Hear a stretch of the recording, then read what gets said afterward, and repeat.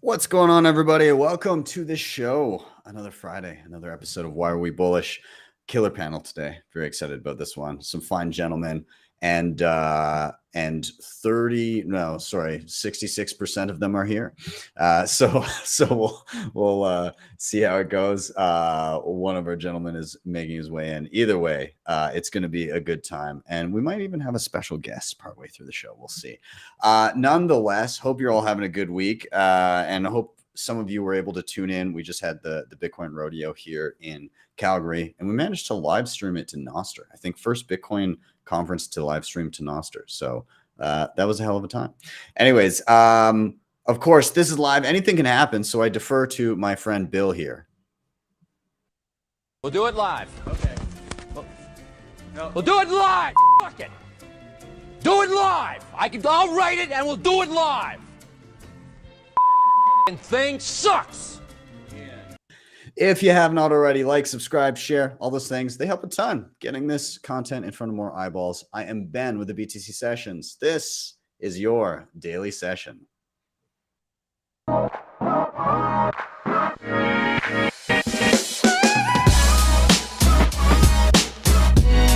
HODL the Bitcoin.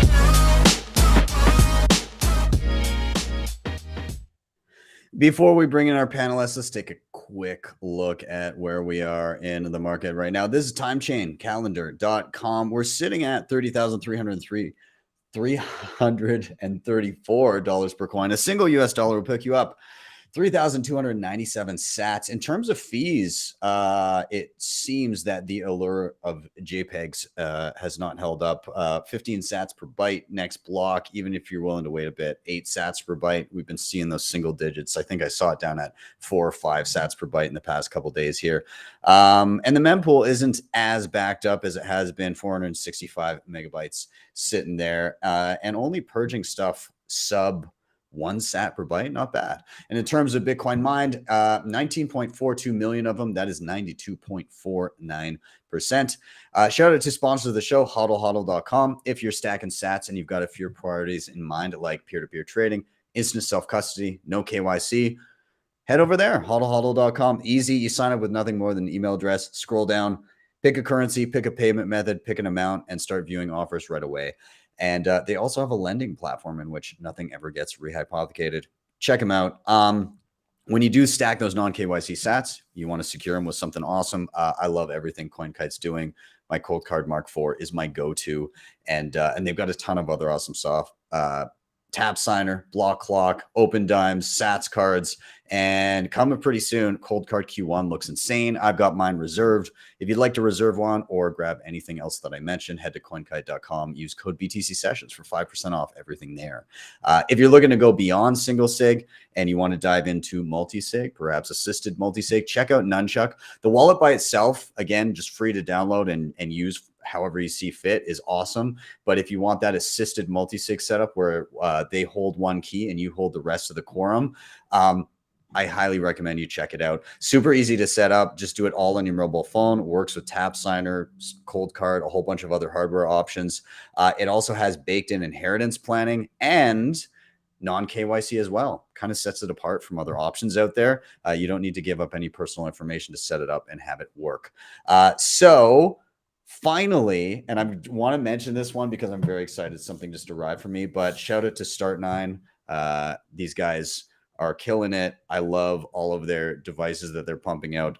They've got, basically, you can run your Bitcoin stack from like entry level, like super cheap, all the way up to Pro Star, which holy shit, it just arrived. I've got a Pro, or I guess they're calling it a Pure now. But this thing is an absolute beast. I can't wait to get it set up. But yeah, you can run Bitcoin Core, your Lightning node, mempool.space, join market, all your data, files, photos, passwords, all that kind of stuff, Nostr relays. And they're awesome. So check them out. And with that, I'm gonna shut up. I'm gonna get my guys in here. They're all here. So welcome to the show, Mr. HODL, Mr. Suddock, and a man of the woods himself, literally in a hot tub. His MADEX. This is exactly what I was hoping for when you were saying you were getting set up. So I don't know. I don't know what else I expected, really. So, gentlemen, thank you for being here. I appreciate it. This is going to be a hell of a rip. Let's just do a quick round of who are you and what do you do before we get into it. So, HODL, we'll start with you. Give yourself an intro, man. Dude, does MADEX have a Viking helmet behind him? Because that's fucking amazing. First of all, just have to say. I'm American Hodl. I'm just a random dude who has some Bitcoin. I'm not special. You're not special. None of us are special. Only Bitcoin special. So that's who I am. The Viking helmet is special too. So don't forget that. Harry, it's good to see you. First time on the show. Can you give yourself an intro? Yeah, thanks for having me, brother. Harry Suddock, Chief Strategy Officer at Grid. We mine Bitcoin and partner at Bitcoin Park in the great city of Nashville in the great state of Tennessee. Well, I'm glad to have you, man. We met for the first time earlier this year, and you were super gracious in saying that you'd come on the show. So I'm glad we made it happen. So, MADEX, I literally just saw you, but last time I saw you, you weren't with Viking helmet and hot tub. So I'm a little jealous here, but good to see you, man. Let everybody know who you are, what you do. I'm MADEX. I'm the artist, and I'm the creative director at Bull Bitcoin. And yeah, I created the Bull Bitcoin brand, and I onboard every single Canadian individual I encounter to Bull Bitcoin.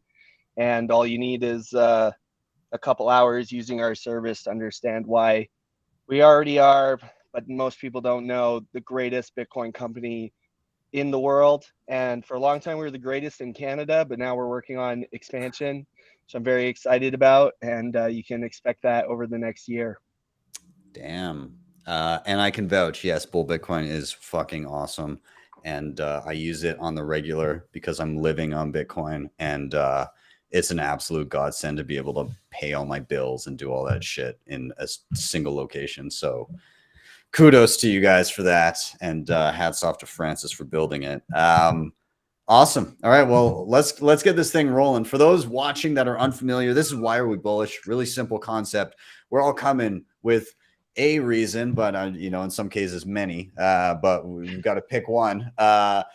We're coming with reasons why we're excited, why we're bullish, and it can really be anything, a life experience, something that we stumbled across, a piece of news, a book, whatever it may be. And it's our chance to kind of rant on what's top of mind. So the flow of the show is we're going to start with somebody. They're going to give a reason why they're bullish. That's their chance to rant and talk about it. Number two, all together, we're going to riff on that reason. Questions, comments, whatever rabbit holes we go down. And number three, finally, we're going to rotate until each of us has had a turn. So reason, riff, rotate, really simple. I'll give you guys forewarning. Try not to blow your load early. Keep your reason to the moment when I say, why are you bullish? I've had a few guests go, oh, I thought I already went. So anyways, besides that, we're going to dive into it. Also, during the show, just so you know, we will have, if I bring it up here, we're going to have the chat overlay off to the side. There has been a bunch of chat messages already, but now you're going to start seeing them pop up on the side. So people that are watching live, keep those comments coming through, and we'll start to see them populate in just a second here. But let's get rolling. I'm gonna get us started today with my reason for being bullish, and had to do with just the other night. I went and grabbed a drink with a few friends here in Calgary, and we were just over and yeah, having a beverage. A couple of the people I'd never met before, but they were Bitcoiners as well, and a longtime friend of mine. And I'm not typically the person to force Bitcoin upon a person I've never met. Like, I'm not the person that like comes up to somebody and is like, hey, have you heard of Bitcoin? Let me get you started with that right away. But a couple of people at the table were, and I was like, okay, well, whatever. And I just kind of let them do their thing. But then it kind of, it was the waitress that we had at this place. It kind of fell to me as to like, all right, now get her to do things and get her to get a wallet. And I kind of recognized that I had T minus, 10 to 30 seconds to do this. And I was trying to think of the thing that would most get her to take a singular step and then progress down her learning curve after that. And so typically when I'm in a one-on-one where I have like a couple of minutes or like 5 minutes or something, I'll get somebody to download Phoenix Wallet because it's non-custodial. You can literally hit start and then hit receive. And then the first transaction you get sets up like an actual lightning channel to you, and you have custody of it and you can do all that cool stuff. I didn't have that kind of time. So, you know, unfortunately I went the wallet of Satoshi route, which also is, I will say, is fucking fine if that's like the first thing you do and then you continue to learn. Right. But I got her set up really quick. She hit receive. I took a picture of her screen and then I sent her, I tweeted out like, hey, this is Rachel. She's learning about Bitcoin. Sent her, you know, the Joe Hall tactic. And I've got to say, it worked swimmingly. I'm quickly looking at the message here. Last I heard, as of yesterday morning, I think, she had like $170 worth of like random sats that came in. And like on Twitter, I saw like just sent $1 from El Salvador and like all these little comments. And she would have been seeing some of the comments in there because you can attach notes to it. And so I guess in retrospect, like looking back at it, obviously Wallet of Satoshi is not like my first choice for wallet. I think everybody kind of knows that, but it does the trick in a pinch. But when people were asking, well, why'd you suggest that one? It was a timing issue of getting somebody to try something really, really quick. And it was also the way it functions. And what I mean when I say that is I was able to take a picture of the screen and it had a lightning address there and a reusable payment code, which currently is not a thing that you can get in a non-custodial wallet, but it is a thing that's very close to being available in a few wallets, if I'm not mistaken. And so the reason I'm bullish is because the tools for onboarding are obviously first becoming easy because, you know, there's shortcuts like Wallet of Satoshi, but soon they will be easy and non-custodial. And so like, you know, obviously it's Twitter. I got some shit like, oh, you're the worst person ever. You suggested a custodial solution for the 2 seconds. It's like making fun of somebody for learning their alphabet. Yeah, let me just get you to go buy some computer parts from Radio Shack and set up a node. I know you're trying to serve us at the restaurant table, but yeah, she literally had to run to the back room to download the app so she didn't get in trouble for having her phone out on her shift. So like, so, you know, again, you pick your battles, but like, again, I think we're at the cusp of having things be both easy to onboard and non-custodial simultaneously. And that's pretty exciting to me. I really like that because then it is the easy option to be like, yeah, download this and hit receive and then go do a backup later. But MADEX, you hit the nail on the head. Some of the comments were like, you know, I'm so disappointed in you for recommending this or whatever. And like, I get it. It's the internet. Shit happens. But at the same time, other comments were effectively that. I mean, like, what? You didn't like set up a node on the spot and establish liquidity. And then like, you know, so I think other people got it. And what I'll say is it's kind of silly to make fun of teaching somebody the alphabet and saying, why haven't they read Human Action yet? Right? Like it's kind of ridiculous to be like, this is you're zooming in on a singular point of somebody's learning trajectory. And as Bitcoiners always say with the price, zoom out. I'm going to say the same thing with education. Zoom the fuck out, guys. Like, let's be real. We all fucking suck at teaching people stuff and we need to get better. And so you need to recognize that as people learn, everybody, like the default right now for people is their first experience with Bitcoin is custodial but also KYC'd. And what I mean is most people get on an exchange, give up all of their information, and then have it sit custodially there. This was half of that and easy to move off. So no KYC. So again, like zoom out. If what you do gets somebody to take step number 1, and it's very easy for them to take step number 2, which I believe is the case in this instance, then fantastic. If what you do gets them to turn around and walk out the door, then you've kind of not at all had the effect that you intended. So I'm bullish because I think tools are getting easier. I also think that some people are recognizing that an educational trajectory can start in many different places, and it doesn't matter the starting point, but it matters the end point. And yeah, so that's where I'm at. So I'm going to get your guys' thoughts in and around this. Anybody who wants to hop in, go ahead. No, listen, man, fucking anybody who's sending Ben a mean tweet because he got the waitress on, what the fuck is wrong with you? I mean, like, dude, listen, we as Bitcoiners have a problem. The problem is that most of us are autistic. And when you're autistic, you always let the perfect be the enemy of the good enough. Getting the girl, you know, who's serving you food to be on Wallet of Satoshi and receiving sats from all over the world is a fucking cool moment for her. And it's the beginning of her journey. It's not the end of her journey, right?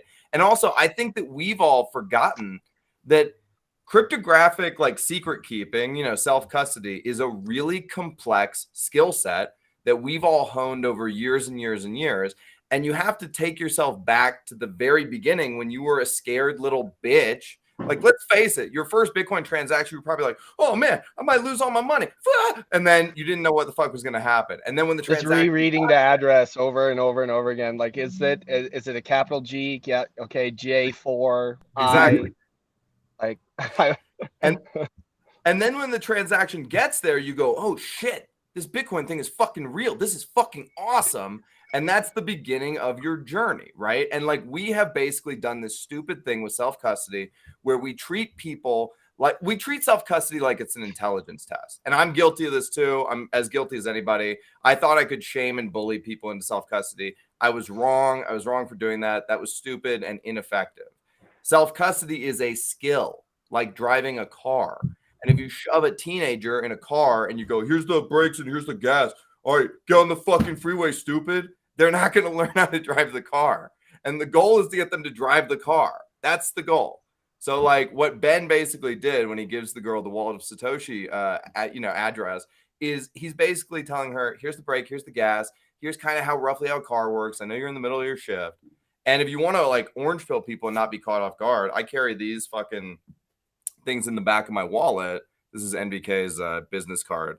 It's the, it's a Sats card, right? So you just carry these around, preload them with, $10, $20 worth of Bitcoin, and then just hand them out. It takes 1 second. It's like, oh, here, there's Bitcoin on here. There's instructions on the back. Boom. You don't have to do anything else. Those things are incredible. Like there's such a useful learning tool to load up some Bitcoin on like a card. And actually, the open dimes are more expensive to get, but there's like this intrigue factor to getting an open dime where somebody looks at that and you're like, this has Bitcoin on it. And they're like, oh my God.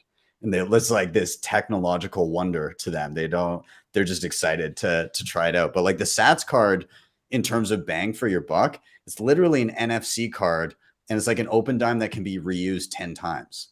And what a cool way to like get somebody to play around with Bitcoin. And it takes 2 seconds to be like, yo, just download this app. And then it's basically, you can like tap and redeem Bitcoin. And people are like, oh shit, that's kind of cool. So it's amazing.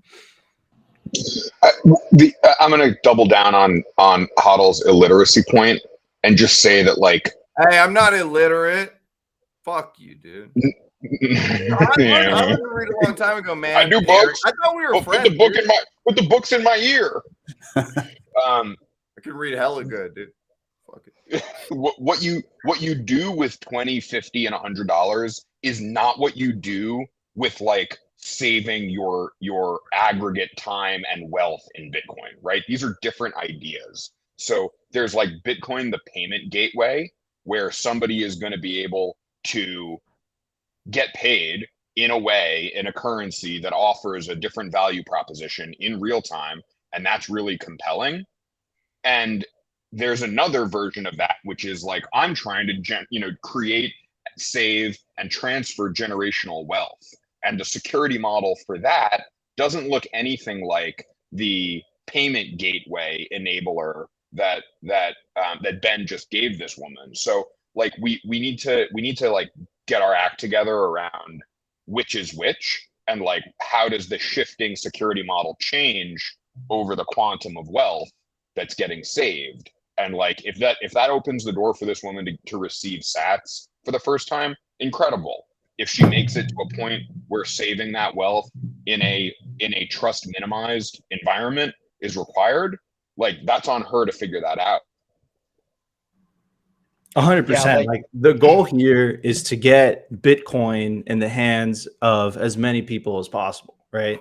And like it's naive to think that the first time you're exposed to Bitcoin, you're gonna know how to take self-custody, right? So like you kind of have to like walk into it, and if it means putting the wallet, like downloading the wallet of Satoshi into someone who's never had exposure to Bitcoin, just so you can onboard them and get their feet wet a little bit, I think it's a fabulous idea. I think it's a great idea. No, yeah, I think Sessions, you did things correctly, man. Don't let the haters, get you down. Yeah, there's a starting point for everything. Like even every industry that you look at, every hobby that you look at, there's an entry point. So like you can go to Walmart and you can buy a bike, or you can go to the mountain bike store and buy like a real bike that's actually going to service your needs. But if you don't start with that bike with training wheels, like you're not going to even understand or even know that you want to go to the better store. So I mean, it has to happen.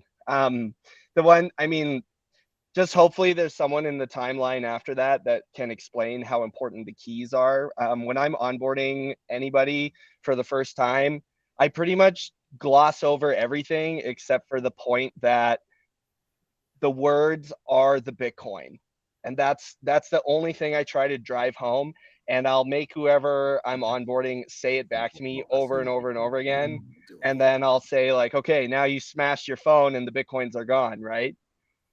And if they pass the test, they'll be like, no, because the words are the Bitcoin. And it's like, okay, that like really, that's the only thing you need to like walk away from. And I'm not sure I'm not familiar with Wallet of Satoshi, but hopefully they have some sort of links to that kind of information.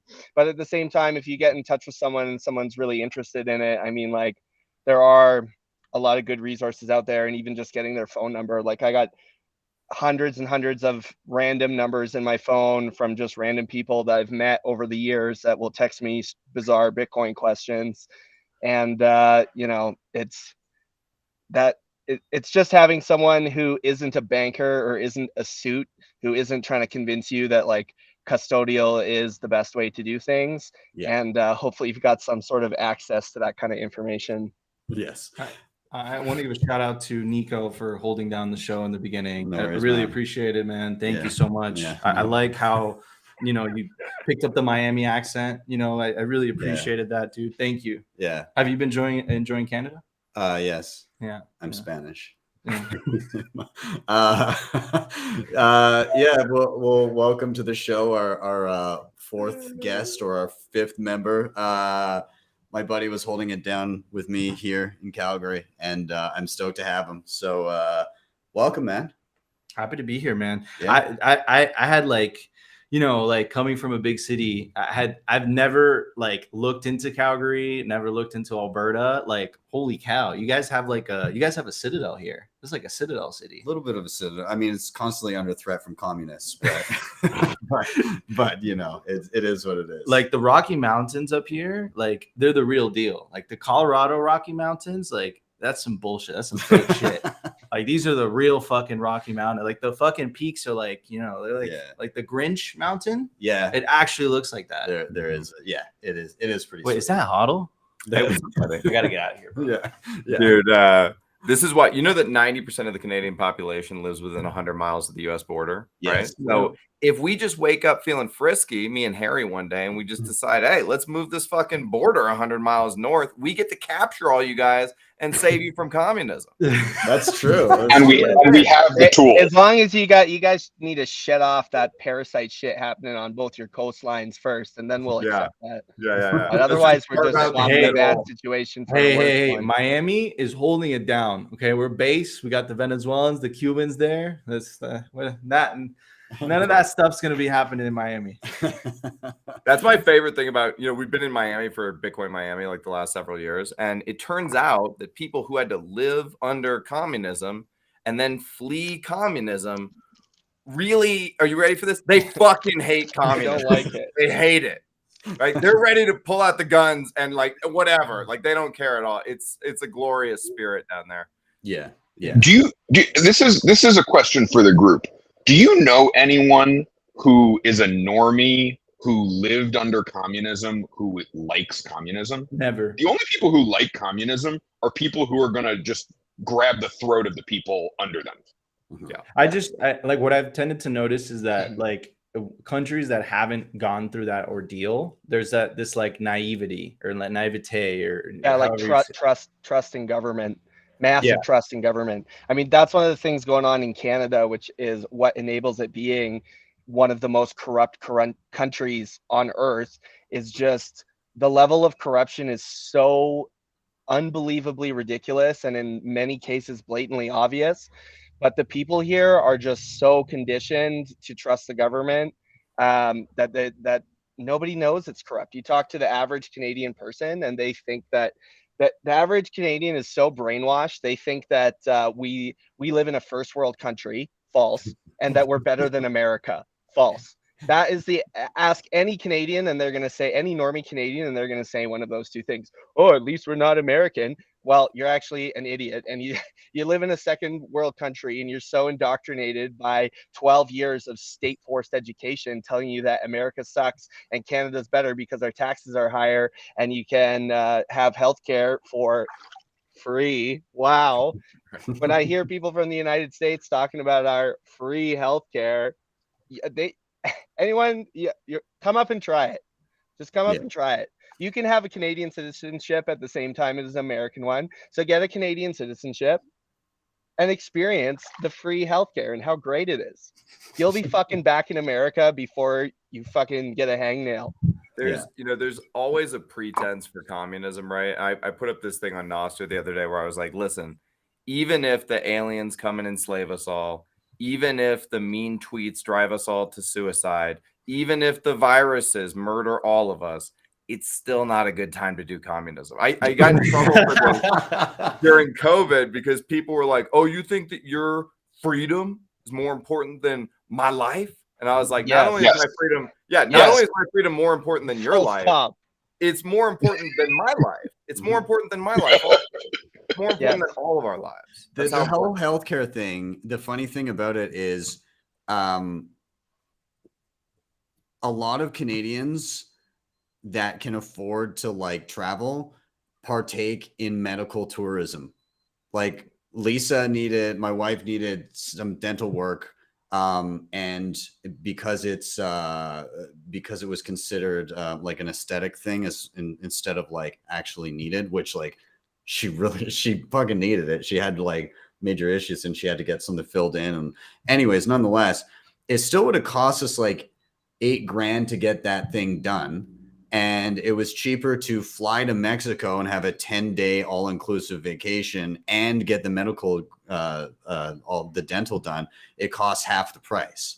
And if you want to, so like a random side note, I've been getting more anxious on flights lately. I have no idea why, but like my fear of flying has flared up lately. It's communism. It is communism. But the competency rises. yeah. And so I was like, oh, maybe I'll go in and just like go into a clinic and be like, hey, any suggestions, like other things that can like help me quell this? And they recommended a few things. And then the guy was like, honestly, like tends to be a mental thing. And like you're just like, you're filling your system with stress hormones that don't need to be there. It's obviously irrational. You know that. You can actually like go and sit with somebody and talk through that mentally and kind of come past that mental block there. And then he's looking, he's like, yeah, so if you want to get in with somebody, we're starting to book for next year. It's like, Jesus Christ. He's like, honestly, it's probably better to go private with that. If you've got flights coming, when do you fly? 2 weeks? Yeah, you should maybe go private with that. But like this is kind of where it's at. It's like, yeah, if you want to like pop into a clinic really quick and get like a prescription, and like it's not like super expensive. Yeah, you're gonna wait around a few hours and everything. But like if you need an MRI, good fucking there's luck. there's one machine in all of Canada for MRIs. It might be two now. It might be two now, but it's even worse than that, man, because the MADE program that you guys have up there is medical assistance in dying is fucking terrifying, because the state is like, oh, what'd you do, man? You fucking you stub your toe? Yeah, you want to get in this pod? It's gonna fucking stab you in the face, and then we don't have to and you're like, I talked to a friend about this, and he was in favor of the MADE program, and he goes, I think actually you could make a rational decision to kill yourself. And I was like, well, I don't know how it works in Canada, but in America, if you are a danger to yourself or others, we have the ability to involuntarily commit you because you're not inside your right mind. So no, there is never an ability to like, rationally end your own life. And Canada is like, whatever, we got hella dependents and we need them dead. Yeah. So whatever reason they want, we're going to kill them. Yeah. Well, think about the incentives, right? So the purpose of the Canadian government is to extract and embezzle wealth from Canadian citizens. Medical care is very expensive. So how do we cut costs? The incentives of the entire system are to stop people from having the surgeries they actually need. If those surgeries are more expensive than, say, go home and take some Advil, the incentives are to stop people from receiving any treatment at all. And what's the best way to avoid a lifetime of expensive treatment so that you can pocket and embezzle more money? Well, have you considered dying? Because then right now the Canadian government looks at every citizen's health as liability. So they're trying to reduce that. Yeah. It's funny because it also it tends to apply with like the incentives tend to apply with crime and the prison system too. Like think of, you're talking about like, oh, it's super expensive to uphold like a state, a state financed prison system. And that's why like Canada has a lot of fucking problems with like increases in crime. Like the bail system is totally broken. Like if you look at Vancouver and its massive increase in crime, it's like the top 40 offenders in the entire city collectively, like I think they created, it was something ridiculous, like 70 to 80% of the crime, because they would literally like get arrested that morning for doing a crime, be out like by noon and be committing another crime by the afternoon. So like it's like this insane percentage of the crime was committed by like 40 reoffenders instead of just like arresting that person and like sticking them in prison. You have the inverse problem in the US though, because the for-profit prison system where judges can actually own parts of jails creates a totally different incentive system where you lock up a whole bunch of your population. But besides the fact, we've got problems up here, and they I'd like to see. Yeah, we could talk all day infinitely about how fucked up Canada is. For sure. No, I mean, I would even say like, look, like it's just like Canada. Okay, fine. Canada is going down the more collectivist route. American Hodl definitely sees this. I see this, especially coming from someone who comes from Venezuela. I see that creeping into the United States ever so slowly, and it's happening. Creeping? It's a little bit harder to implement just because of like, the decentralization of the states, the First and Second Amendment, but boy, they're trying hard, right? Certain states, right? Like it depends state to state. Like, but I think like the fundamental issue remains the same. And then, Svetsky and Mark Moss wrote that book, right? The Uncommunist Manifesto. And what the fifth tenet of the fifth tenet is the necessity for the centralization of credit, the necessity for central banking. So I think as long as governments have this ability to just print money out of thin air that the rest of us have to work for, I think it's just going to continue to feed bigger and bigger and bigger and bigger government. And they're just going to want to consolidate power, whether that's convincing people to kill themselves earlier than they need to, or, all the other crazy ideas. Like, I think that's just the natural progression of things. So I think like their solution is clearly Bitcoin. It's the separation of money and state. I think that like if you force these politicians to like, if any of your crazy ideas, whether that's sending, $6.2 billion extra to Ukraine, and then, magically that money just got lost. If you change the dynamics where you force the politicians to have to go to the populace and say, hey, we're raising the taxes 20% more because of Ukraine, I think you'll have a revolt on the street. I think the fact that they're able to do this with just printing money, it's like this like secret form of taxation. It gives them this ability to do that. I think like this is the natural, maybe the natural progression of the end stage of central banking is this form of collectivism, which, we all refer to as communism. Here's what we do, man. We do hyper Bitcoinization. We re-kickstart the global economy. We get scientific discovery back. We invent a time machine. We go back in time Terminator style, and we stop Trudeau's mom from getting on that boat with Fidel. Man. And we save Canada. Yeah, she got railed on that boat, dog. The good news is we don't even have to invest in that time machine, because there's a lot of infrastructure that I'll talk privately about in Canada. Like, we can rip really hard about the bad parts about this place, which is usually concentrated in the sludge core cities. But as soon as you get within a certain distance from those, it's a completely different place. And because of the intensity of the government, and because the police force is not your friend here, and because there are no friends at a state and authority level, local law across Canada is the untold secret. Yeah. Well, look at again, and we'll rotate right after this, but look at, and MADEX, you'll attest to this, but Alberta during the past couple of years when everything was shut down, it was an entirely different story in Calgary and Edmonton. There are two like biggest cities versus like if you went out to like some rural town. Like, nobody in the rural towns gave a shit. Yeah, COVID didn't exist in any of the rural towns for the most part. I mean, you still had people were plugged into their TVs somewhere. So you had pretty much, you could just tell, like, anyone was wearing like the mainstream media oxygen mask, listening to the radio or watching. What do we have for news networks here? Only propaganda. There's no other news in Canada. It's 100% government propaganda. But for the most part, it didn't exist. And I mean, I went to some giant farm parties over COVID. I hosted some amazing events, and it was a rodeo time as soon as you got out of the city. But you go into the city and everyone's just plugged into those machines, man. Yeah, it's something else. Anyways, okay, so I'll round this out. We really went down a tangent, but anyways, Rachel got a bunch of sats and she's super stoked about it. And I am still in contact with her, and she'll message me, and we'll get her on Phoenix Wallet next, and then we'll continue the journey. So there you go. Everything's gonna be all right. With that, let's do a rotation. HODL, I'm going to you first, and I'm just gonna queue you up. Why are you bullish? Take it away.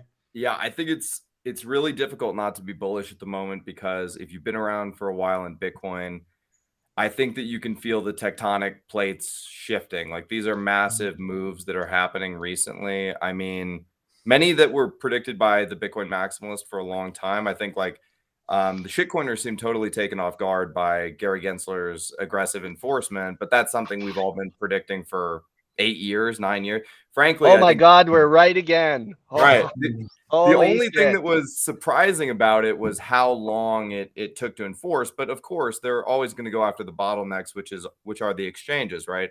And then on the back of that, you have all these actions coming out that are basically shuffling cryptocurrency out of America, pushing it offshores, right? we can talk about that, because I think that a lot of the DeFi crypto, low liquidity altcoin stuff is going to unfortunately go to emerging markets where it's going to totally wreck people. I remember this picture of Charles Hoskinson, like orange pilling a bunch of, poor African villagers, and just thinking to myself, it was one of the most disgusting things I had ever seen in my life, period. And I think some of these shitcoiners are going to worm their way into the government organizations, because the orange pilling of nation states is happening. And at the same time that Bitcoiners act like the Bene Gesserit and go do our fucking our work in the shadows, like the Bitcoiners have been at work here, right? It's like that kind of thing. The shitcoiners have also been at work, and there are going to be countries that go Bitcoin, and there are going to be countries that go shitcoin, and it will define the next 100 years for them. And it's really, unfortunately, dependent for the people in those countries on the leadership of that country, which path they take. And if you believe that if you believe that regular people, individuals have to shitcoin before they Bitcoin, which is kind of a truism. There are a few of us that escape that path, but most people do shitcoin before they Bitcoin. Well, then you also believe that, unfortunately, it applies to nation states. And so a lot of these emerging market countries are going to get totally wrecked by the people like, the IOTA Foundation or whatever. And it's going to be terrible to watch play out. So I think we're going to still have to do our work over there. But that said, it's moved offshores, and it's not going to be really a North American, European phenomenon for retail investors this next cycle. What is going to be the North American phenomenon is the financialization of Bitcoin. So a bunch of Bitcoin going into public markets in the US. And, I think we're at an inflection point here where, listen, in the short to medium term, the ETF approvals, which won't just be BlackRock, it'll be BlackRock, Fidelity, GBTC, Valkyrie, everybody's getting approved if they get approved. I think that in the short to medium term, yeah, the truth is it pumps the fuck out of our bags. It's so wildly bullish short to medium term, like insanely bullish, basically takes this thing right up to 500K, which sounds amazing from where we sit today, but it's a double-edged sword. And the double-edged sword is we're going to have to move through this period of, I think, attempted co-option and control by TradFi, whether they can get their hands around Bitcoin and do, all of the things they do to the precious metals markets, but with Bitcoin, right? And if you think of the way that Larry Fink was on CNBC talking about this, he talks about it, basically like store of value digital gold, that narrative, that is an attempted ghettoization of Bitcoin. It takes away a lot of Bitcoin's magical properties, and it leaves it isolated as this one small thing that's only allowed to exist in this one small way. And so that is the big hurdle that Bitcoin has to overcome. Basically, like this giant, cage is being thrown over Bitcoin. And I think we know as Bitcoiners, it's only a matter of time before Bitcoin breaks free, but the attempted co-option could go on 10, 15, 20 years. And so in the short to medium term, wildly bullish, Bitcoin goes to 500K to 2 million, somewhere in there, like by the end of the decade, right? But long term, decade after that, are we going to escape from the cage? And that's something I think that we all need to be thinking about. So I'm wildly bullish, but I'm also being pragmatic and not, we're not going to get our utopia without really, fighting for it. Okay, so I've got a question for you then. Who needs to escape from the cage? Do you see there being like little, like, I don't know, like subsets of society that does just kind of establish their own, like maybe you do start going local and getting all your shit locally for Bitcoin, and you are kind of sidestepping the system to a degree. And then, yes, there's fuckery afoot for your average mainstream person. Do the Bitcoiners now break out, or the Bitcoiners that want to and kind of know what's coming, break out of that cage early or avoid it altogether? And then society at large, it gets put in it for a period of time? Or is it like everybody's in the cage and then we got to figure it out? Some of the things I worry about, and, I'd love to go to Harry after this, because he can tell me if this is, overly conspiratorial or if this is a practical reality or something that we should be concerned about, is I worry about, an era where 5 million, let's say 2.5 to 5 million Bitcoin end up in US public markets. And because of that, you basically have the ESG style playbook, but it's played out on North American Bitcoin miners. And you get something like a NATO sanctioned mining pool that you have to shoot your hash at if you're a North American miner. On the back of that, you have clean block OFAC compliant mining, and that's an attempted, co-option and control of Bitcoin. At the same time, you have rehypothecation in order to suppress the price. That's something I'm worried about. And holistically, even if you escape to your beautiful Bitcoin pocket in the woods, you're still going to be suffering from the deleterious effects of that many Bitcoin being that heavily controlled by that many powerful elites. I'm gonna react to those in pieces because I don't think it's one answer. The first is I'm gonna shamelessly steal a line from our mutual friend Rob Hamilton, the co-founder and CEO of AnchorWatch, and just say that like the cryptography is somewhere between 80 and 100 years ahead of the law, and so the legal frameworks that we deal with are not equipped to react to the cryptographic and technological reality that we're living under today. And so there's a mismatch. And anytime there's a mismatch, it's important to keep in mind where the mismatch is leading and where the mismatch is lagging. And so I think where the mismatch is leading is, all of, taxation and, regulatory reporting and KYC, like those are areas where I think the tech lags the law. But in places, great. So now there's an OFAC compliant methodology. Whatever methodology they try to introduce is not effective, right? It's not immune from dust attacks. It's not immune from offshore mining pools. How the blockchain today includes UTXOs that sit on OFAC restricted addresses. So is every new block, compliant with these illicit transactions? Is downloading and running a full node out of compliance with these historical transactions? Like we're carrying a ledger right now, in all of our homes, fingers crossed, that is validating blocks that builds on a chain tip that's already done the bad thing allegedly. So the technical reality doesn't match the way that these laws and these restrictions are typically implemented. And so I think there's going to be like a practical,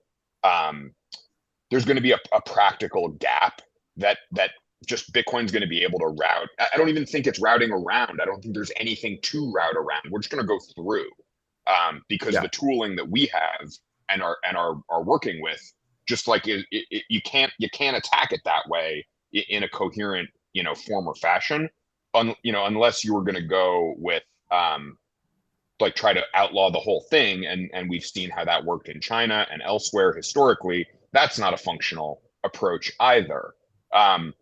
So I'm very bullish on Bitcoin's ability to be moisturized and unbothered, and I'm very bearish on these types of regulatory environments to restrict the functioning of this environment. The other thing that I'm incredibly bullish on, and I'm not stealing my own thunder, I have more bullish items, is that I think that we've seen an enormous changing of the guard in terms of the ESG conversation.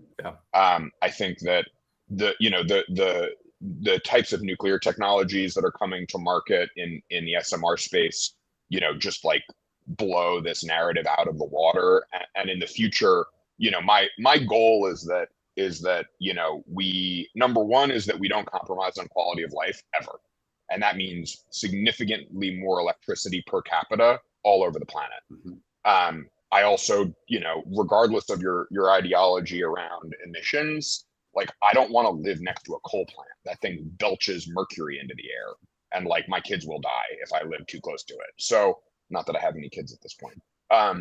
But there's this argument that like these are fundamentally inefficient methodologies for generating electricity over 100-year or 200-year time scale in a Kardashev kind of environment. And so going towards nuclear generation and using hydrocarbons for manufacturing or chemical processes, like that's obvious. If we fast forward 100 years, there's going to be an SMR in every area.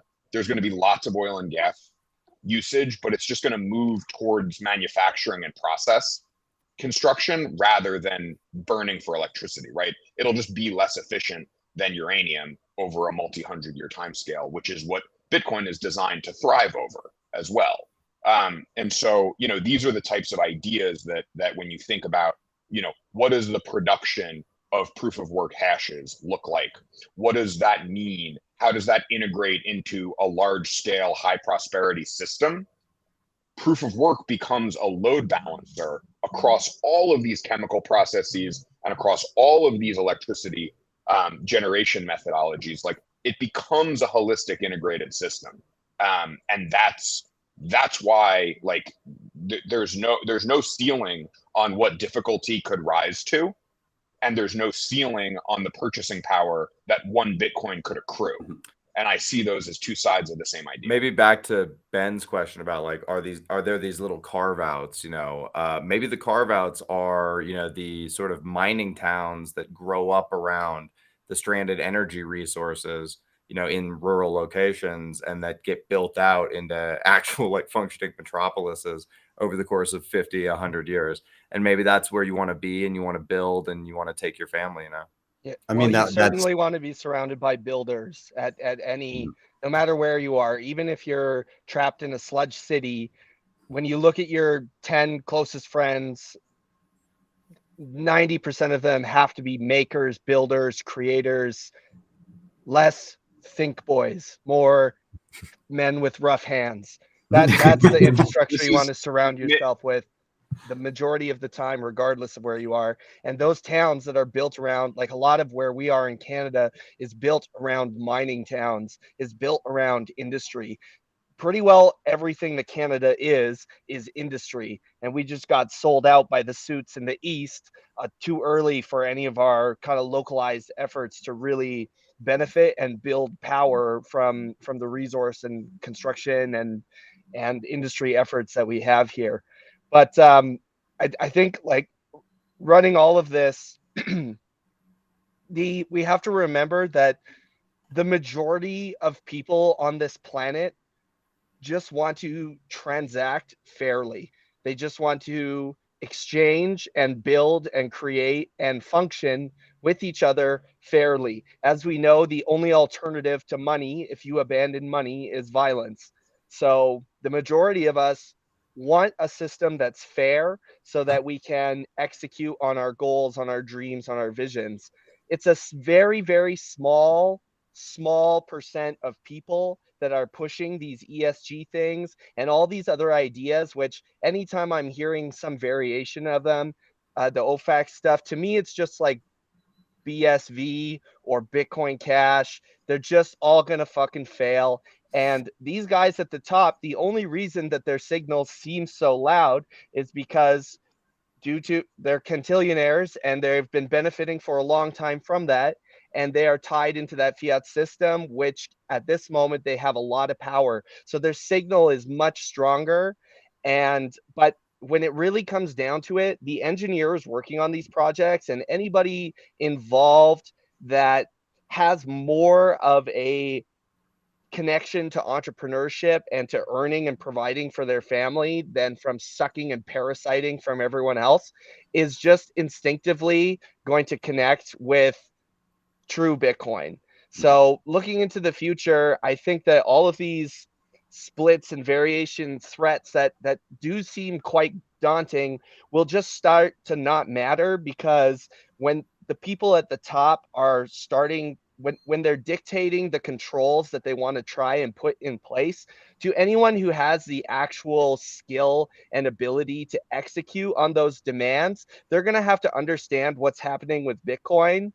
And I just have enough hope in humanity from what I've seen from Bitcoin, the amount of us connected around the world on this, that the individual is going to make the right choice in every one of those situations, every one of them. And we're going to have we're going to have a lot of influence of those kind of distractions from true Bitcoin come up, just purely as a result of the fiat still having value and people making the choice to, they're just going to have to ask for a lot of money because and then as soon as the fiat starts to die, it's just going to become less and less common, because like I said, the builders, makers, creators, I want to transact fairly with you, HODL. I want to transact fairly with you, Ben, Nico, Harry. I want to do fair business, and I want to push humanity as far as it can go. And I think, and I could be wrong, but when you look out and you see what we've been able to do in spite of the just relentless restrictions and the bureaucracy and everything that's getting in the way of innovation, and how the United States has been long dead as a concept for 100 years, and yet we still are seeing really amazing things come together. That's just a testament to our ability to navigate these environments of theft. And I think everyone working in those is just trying to provide for themselves and for their families. And right now, the only way to acquire wealth is through fiat. And as soon as they learn that there's a better option, that Bitcoin is something that provides everything that money does, except it's a fair game, I think it's going to be pretty obvious for anyone who's plugging in a Bitcoin miner. You want to dive in? Yeah, so much to unpack there. Harry was making great points. MADEX was making great points. HODL, I think you absolutely nailed it. And why are you bullish? So many of these things that I think we all knew, really, because just the game theory in itself, right? But just because you know about the game theory doesn't take away from the fact that it actually happened, right? And there was this very strong narrative back in 2018 when people were coping, you know, when the price was falling from 20K back to 15, back to 11. And one of the coping mechanisms was the institutions are coming. The institutions are coming, right? Now it is clear as day, they are here and they are serious. Larry Fink, I think it was on Monday or Tuesday, he went on Fox Business and he said, you know, Bitcoin is this international asset. So, you know, we're definitely heading into different times. Now, the only thing that has me a little bit concerned is, yes, I think that by the day, more and more people are waking up, but there's still, I would say, the majority of the population, specifically in countries that have relatively stable fiat currencies, they're asleep. And HODL, I know you know exactly what I'm talking about. You live in a big city, and it's like they're still in that fiat operating system. They're so enamored with the bread and circuses, so to speak. They don't really care, right? And that worries me a little bit. And I remember that Natalie Burnell, she had a interview with Chad Saylor, and she asked him, like, what keeps you up at night? And he said, people just don't care about sound money. And, you know, because of that, because the bread and circuses are so strong, because the currency is not stealing from you enough for you to start asking questions, I'm actually more bullish on Central and South America and developing countries around the world. And I think we might see a flight of Bitcoiners. Like, of course, you know, you guys are going to try to hold it down here in Canada. HODL and I are going to try to hold it down in the US, but, you know, it might reach a point where the theory from the sovereign individual does come true. And, you know, it just might become more economically beneficial to just move to countries like El Salvador. I had a really good friend of mine, which, Ben, you know him as well. And I'm not going to name or anything, but he's a very influential Bitcoiner. And he told me, he's like, Nico, proudly, I renounced my citizenship this morning. You know, and like coming from an immigrant, like I came to the US and I was nationalized. I was so proud, you know, as a Venezuelan becoming an American. And I think that in the next 10, 15, 20 years, I think it's actually going to be a hindrance to you, right? To live in one of these countries, specifically the US. Like the US government is going to fight tooth and nail in order to maintain that privilege of creating money for free. And I don't think US sanction policy is compatible with Bitcoin. I just don't think it is. And I think that there's going to be an inevitable clash. So I think what worries me is not so much that Bitcoin wins. I know that we're going to win in the long term. What worries me is really this transitionary period that we're all going to go through. And but you know, that's why you bunker down, you grow your local network, and you make these, you know, great Bitcoin friends, and you grow that community. and you try to hold it down where you're at. But I always joke around with Opti on Simply, if this fails, we're just gonna move to El Salvador, and we'll change the name of the show to Simplemente Bitcoin, and then BTC Sessions will change to his name to BTC Sesiones, and it's all good. We'll all learn Spanish. Or we get put in the gulag, and that becomes the Citadel. Bro, could you imagine the live streams from the gulags? It's gonna be lit. I hope I get my HODL. I get the top bunk in the gulag, right? Yeah. I have to interrupt for a second because we've ruined Yellow's day. He's no longer like in the spotlight. So I need to actually feature him heavily in the episode because otherwise it wouldn't be fair. So anyways, Yellow. Ben, do you remember like it's like, I don't know, like 6 months ago, some guy was in the chat just yelling, "Show me nips, show me nips." It was cracking me up. Was it you? It was me. Yeah. Okay, hold on. I gotta ask you. So there's this guy that always watches the show, David Wong, and then everybody was always like, "Is that just like American Hodl, like pretending to be some salty nerd corner, like back?" And so then we ended up getting a spoof David Wong that was called David Wrong at one point. But then when the speculation about it being you popped up, then we got American Wong. Was the other spoof. So we've got 3 Wongs that frequent the show. So funny. One of them actually salty, but sometimes I do like to pop up in the sessions chat as a nim and just say ridiculous stuff. It's fun. You should. Yeah, I thought it was you. So. All right, gentlemen, let's rotate again. Harry, I'm tossing it to you. I'm going to cue you up. Why are you bullish, man? Take it away. I'm bullish for lots of reasons, but in particular, and I'm going to just shamelessly plug Bitcoin Park, which is a IRL co-working space, event space, and overall community.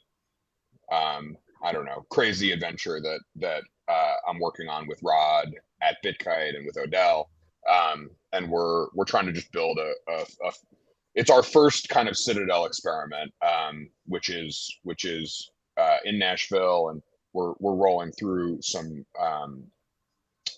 good content and program. We're doing a lightning summit next week, so if anybody wants to get on a plane last minute, we'd love to have you. I'll see you there. But are you coming? I will be there. Yes. Yeah. Huge, perfect. Huge. Yeah, I might have to leave Thursday, but I'll be there. So. I have to leave Thursday night. Yeah. Huge fan of the park. Rod's trying to get me down there for the Lightning Summit. I'm a member, by the way. Love. Thank you. Love what you guys are doing. I've recorded a couple Simply Bitcoin episodes there. I'm sure you probably see this. The whiteboard upstairs. It says Simply Bitcoin was here. I'm pretty sure it's still there. And I had the honor to do the first Citadel dispatch with Odell at Bitcoin Park. Man, what you guys are building is absolutely incredible. It's inspirational. In Miami, we're trying to get something off the ground. It's called Bitcoin Grove. Obviously, it's not as nice as what you guys managed to get, the venue that you guys got. Yeah, it's really like, you guys really motivated a lot of people to really create these Bitcoin communities in their, the local cities and jurisdictions. Shout out to PubKey in New York and Bitcoin Commons in Austin and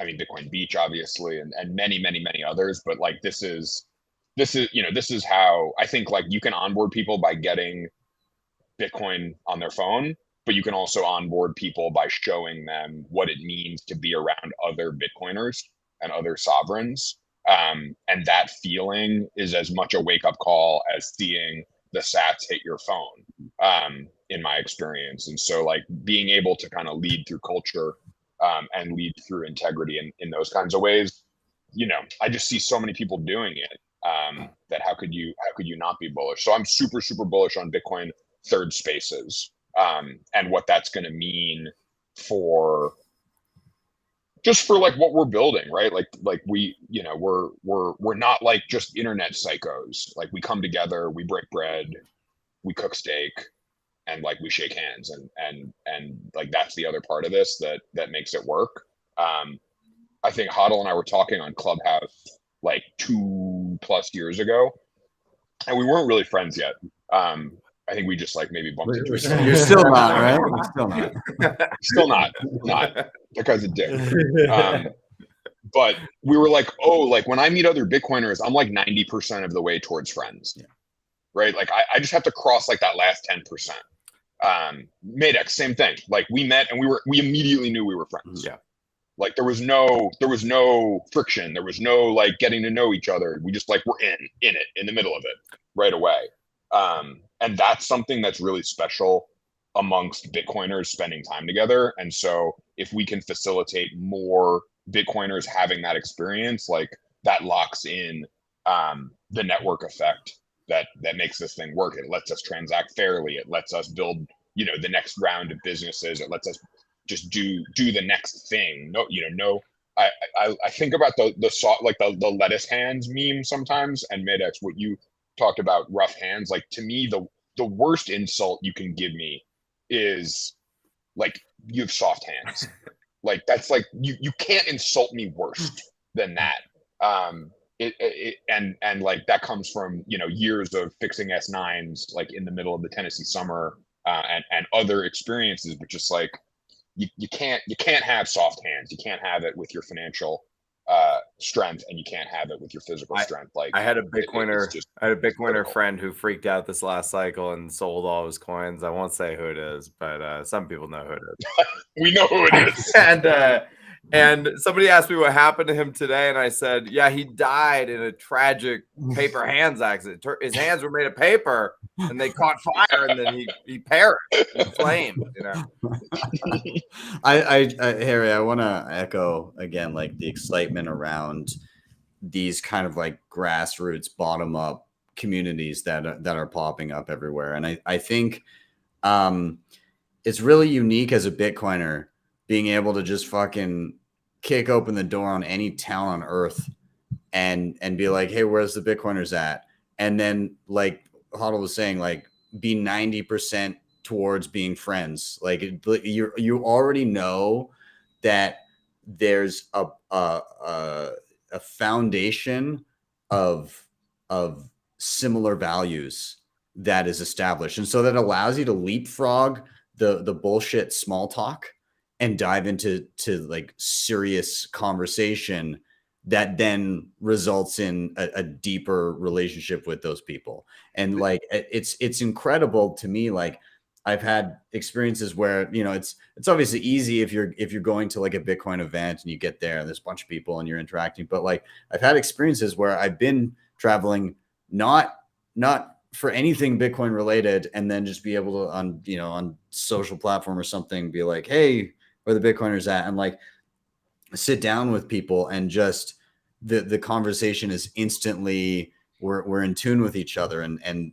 one of my fonder memories about that was Costa Rica about 1.5 years ago, getting into a town, and I ended up meeting up with 2 different people. Lo and behold, each of them, they were both Canadian expats who got the fuck out of Dodge in the past couple of years, which I didn't know before I met up with them.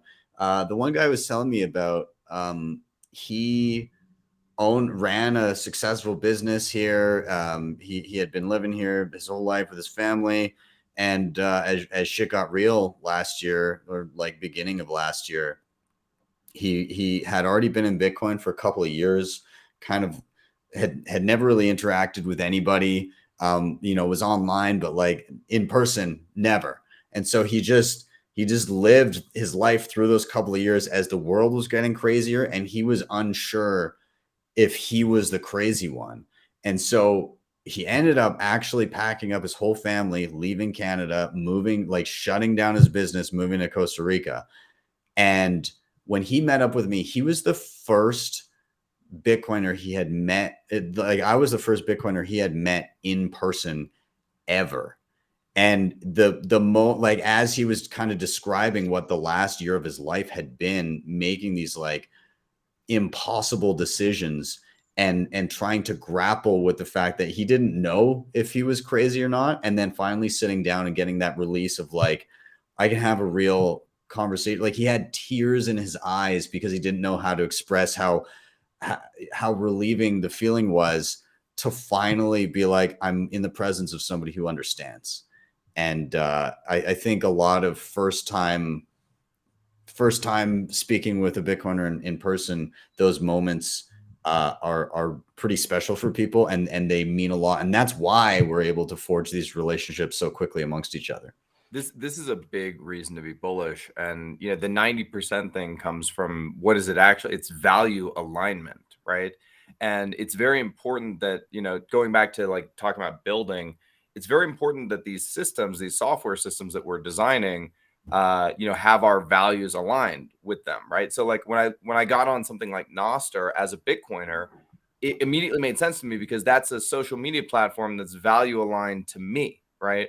And when we talk about like, you know, artificial intelligence agents, you know, operating on our behalf, well, it's very important that the AI agents that are operating on my behalf are value aligned. So I would like for them to be mainly built by Bitcoiners. I want people that share this mindset to continue to, you know, build these tools that scale and then create more value alignment everywhere they go. Because really, once you explain like the Bitcoin thing to people, it's pretty easy to realize that everyone's a Bitcoiner. What do you want? You want free association, free trade, free speech? Yeah, you're fucking Bitcoiner. Like, it's pretty simple, right? And if I know that you respect my right to have free association, free trade, free speech, then I know that we can be friends. Whereas like if you're in you know, a major metropolitan city or something, you're talking to somebody and they're like, yeah, I really am socialist. And I just think we should, you know, rich people should pay their fair share, whatever. And you're going, this is like the equivalent of somebody being at the street lamp outside my house at midnight. And I hear them whispering about breaking into my house and stealing all my shit. Like, no, we are not value aligned, right? Like you are trying to steal from me. And if I don't comply, murder me because of it. No, there's no alignment there. They're like vampires, but vampires actually have swagger, so they're much closer to like parasitic slugs, leeches. You know, the ones, the rubbery ones. They're slippery and slimy. Yeah, I know a few. Amazing. Yeah, I mean, again, so HODL, does that mean in your you know, to Harry's point about communities and like the international, like no specific spot nature of this, is that the Citadel? The Citadel is just everywhere. I think the Citadel you're an encryption powered individual. You touched Bitcoin and then you became Bitcoin. Okay. And I think the Citadel grows outwardly from us. And the idea of the sovereign individual is kind of bullshit. Really, what the sovereign individual is the sovereign tribe. Right. Yeah. And you guys already all belong to it. You're already all members. And what does the sovereign tribe of Bitcoin maximalism believe? It believes in respecting the individual. Right. So that's how you work backwards to the sovereign individual thesis. Sovereignty is the real pandemic, and it's about to become endemic. Right. It's the virus. Yeah. It's like if you see virus is spreading. Yeah, if you see the map, it's the upgrade. It's all of these communities that are popping up all over. That would be the map. Like if you're looking at like a virus spreading in different pockets, it's that, but it's people becoming sovereign. And I think that's why they don't teach. Oh, go ahead. That's why people in fucking schools, they don't teach us the proper political spectrum, right? Because the choice is so fucking obvious. So what everybody goes and learns is that, oh, you got fascism over here and you got communism over here. And that's the scale. But what that is, that's a scale of collectivism, right? Yeah. On both ends, you're getting fucked by the state. The real political spectrum is the individual versus the collective. And when you get the pitch, would you sacrifice your life to the benefit of everybody else, i.e. elite few, or would you just like to do what you want to ensure that yourself is protected and your family is taken care of? And then as a result, you make friends along the way. You look after each other's interests. It's so obvious a choice for anyone that has the only people who don't get it are the ones who have gone through first 12 years of government indoctrination and then another 4 years, best case scenario, of university indoctrination, maybe sometimes 10 years of university indoctrination. And then it takes probably 10 to 15, 20 years for them to unlearn all of that, or they just decide, wow, unlearning that is a lot of work, so I'm just going to double down on this whole parasite lifestyle. Yeah. The smallest minority is that of the individual, right? Like that's the actual smallest minority. And it's very hard to just interact with people that don't respect you as an individual. I think we all went through that during, you know, the COVID-19 era, where there was a lot of collectivist shaming and, you know, pushback against individuals who wanted to make choices that were against the narrative. And, you know, for me personally, I lost relationships because of that. And I say, good riddance. Let the bridges I burn light my fucking way. You know what I'm saying? Like, I'm happy with where I'm at. I'm happy with my choices. And I'm glad I don't have people around me who are trying to shame me and badger me into doing something that the television told them that I should do. Like, fuck off, you know? HodlHodl, I have to interrupt you and give you my bridge burning story from my grandfather, which is if you're gonna burn bridges, this is his saying, if you're gonna burn bridges, make sure that everyone who belongs there is on it before you light the fire. Yeah. 100%. Another one I like is if you're gonna eat shit, don't nibble. Just eat the shit.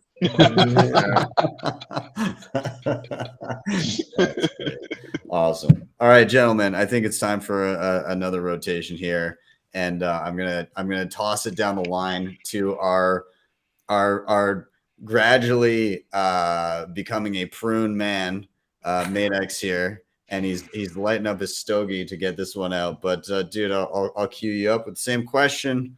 Why are you bullish, man? Yeah, the cigar mitigates the prune effect. It's a little known secret of hot tub dwelling. It's medicinal. It is medicinal. Well, so I'm bullish. Usually I'm not bullish. I'm going to be honest. A lot of the time I'm not bullish. I'm always bullish on Bitcoin, but I just look out into everything that's going on. I just see really how far away we are from sort of the goals that we all discuss. I mean, on the last show I was on, I specifically spoke about crutching on number grow up technology in Bitcoin and not focusing on your ability to create and build and produce financial wealth for yourself and those you care about. That's the most important thing that you can be doing. Like, forget about Bitcoin. How do you maximize your ability to produce wealth? That's like the name of the game is strictly that. Acquire and produce wealth for yourself and your family and those you care about. So I see a lot of people not building, hanging around. Yeah, it's going to go to $1 million. I'm never, ever thinking like that. I'm never, ever like, oh, when Bitcoin goes to 100 grand or when Bitcoin goes to 1 million or whatever. My head is down and I'm focused on building out like what I want to see in the world. And that's it. And I think that's what every single Bitcoiner needs to be doing, because if you're poor as fuck and you buy 100,000 sats, you know how long you got to wait until that's going to make you rich. So shit posting on Twitter is not enough. You got to get out there and start doing something and figure out what you're best at and put that to work. We got a huge over demand of people who just push papers and produce nothing. And that's a direct result of how much just fake wealth is created within fiat. But people need to get just far away from that. But anyways, my why am I bullish is I think I'm entering like a stage of being a Bitcoiner that is new to me. And it's this level of, in the beginning, you're really excited about it and you want to onboard as many people as you can. And you're putting a lot of effort into that and you're doing a lot of pitches. And then I think over time that starts to slow down. You get tired of pitching it, and you get tired of answering the same questions over again. And you kind of just realize that Bitcoin's inevitable and you don't really need to pitch it at all to anybody. And then there's this final stage that I think I'm entering. I don't know if it's the final one. I'm sure there's 100 more, but I spend a lot of time just deeply concerned about all the forces we're up against in the fiat universe. I had this realization, which may have been obvious to some people, but to me it was new, that really they can print money forever. They really can. As long as they don't print it fast enough that it sparks a rebellion, nobody cares. Like nobody cares. How many of us have sat there and heard our parents or our grandparents or whoever be like, haha, when I went to the movie theater, it was 25 cents, lol. Glossing over like the scale of theft that has obviously happened in that space. Like, would it how a 25 cents is now $75 and we're not having an uprising, we're not having a problem. So this can just keep going.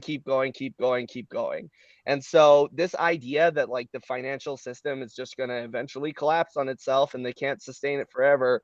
I mean, it's a little bit true, but it's also not. They can just try and slow it down as best they can. They can distract people, which obviously there's been a huge amount of focus on over the last little bit. But anyway, this last stage that I'm sort of entering is I just don't care about any of that, and I just don't even think about it anymore. I'm entering the I don't even think about these fiat parasites at all stage. The only time I start having to get into it or talk about it is when I'm dealing with someone who is new to the space or who doesn't already know these sorts of ideas.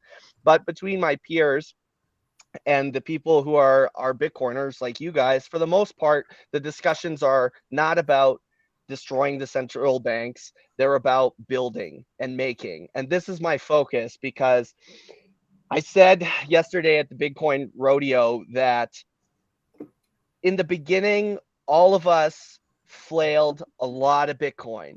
We lost, anyone who was early lost a lot of coins.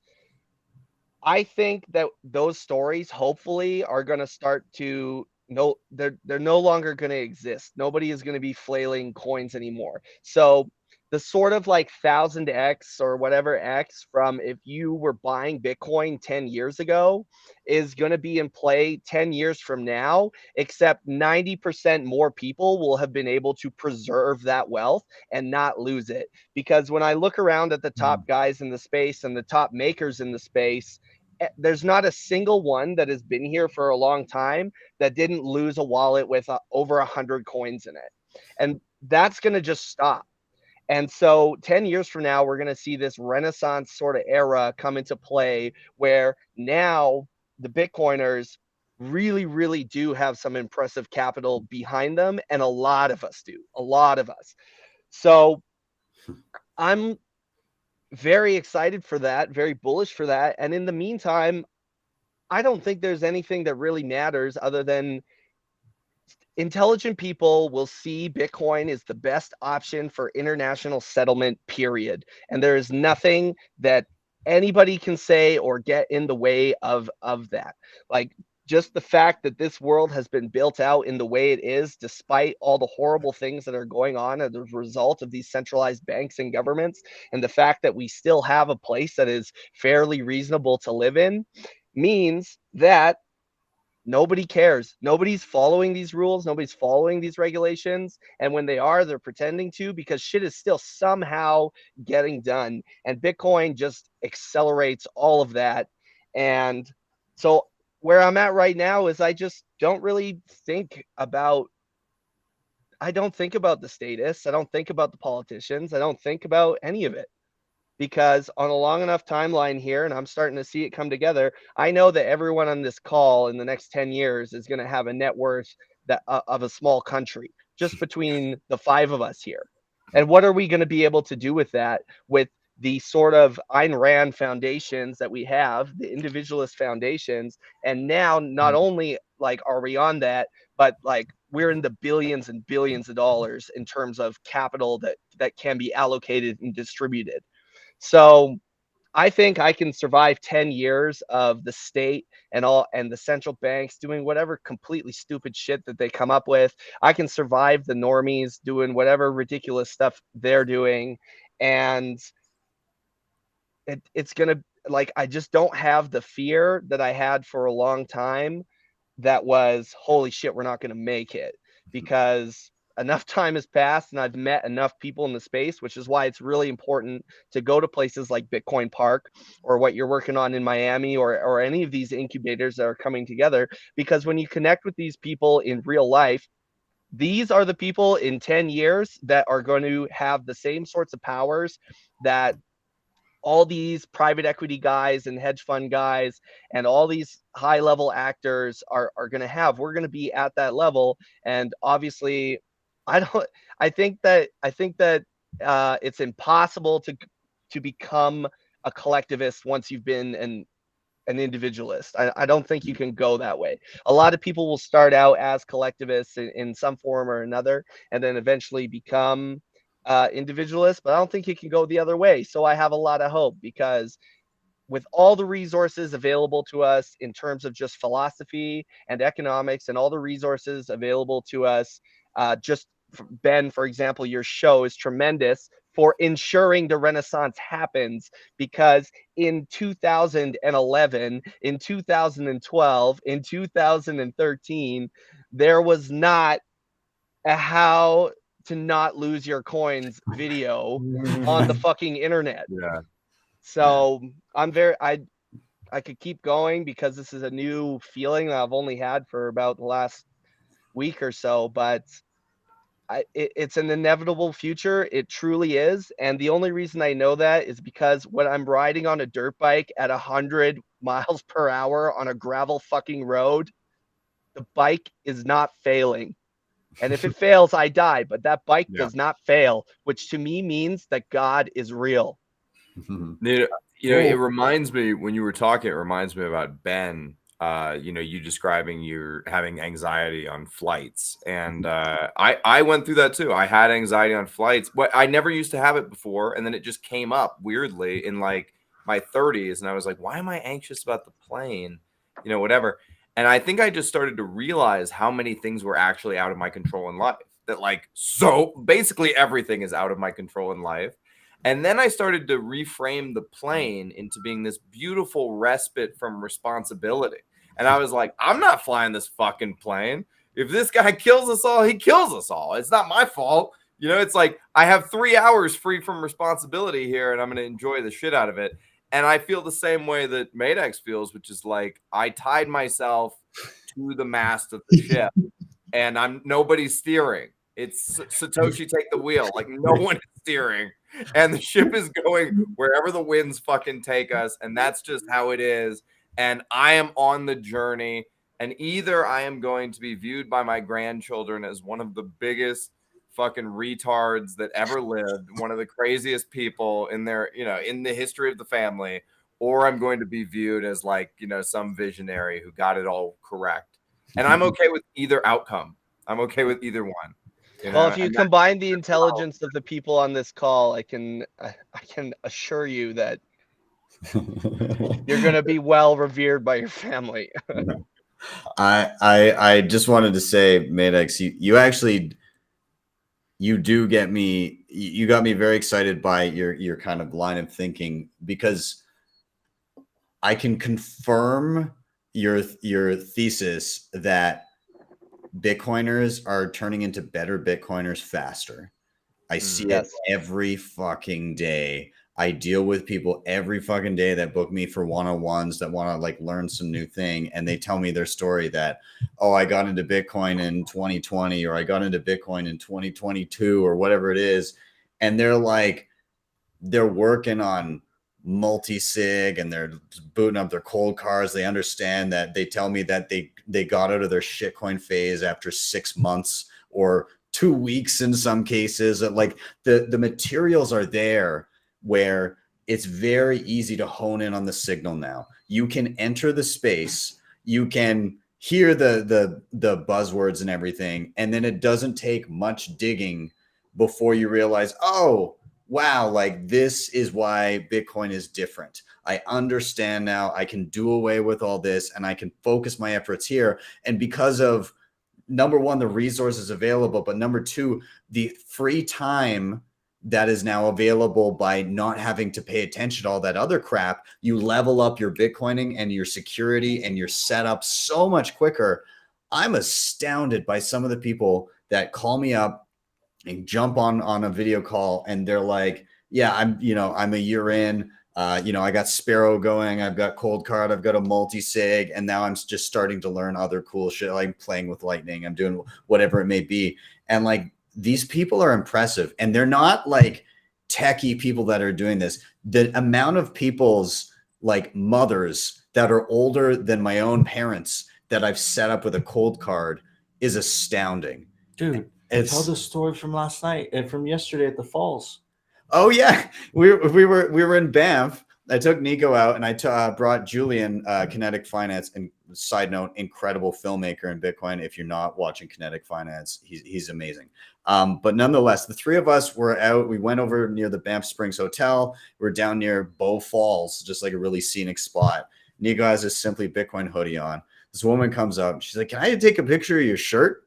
And she like takes a picture and we get chatting, and they were based as fuck. Like they were talking about, oh, we got to get our second passports, and like this country went crazy, and like we're all in Bitcoin. And this lady's telling us about, oh, her son has like been in Bitcoin for a while now, and he knows what's up. And she like wasn't, she didn't like recognize any of us. She was like, obviously had been learning from her son and everything, but like she knew what was up.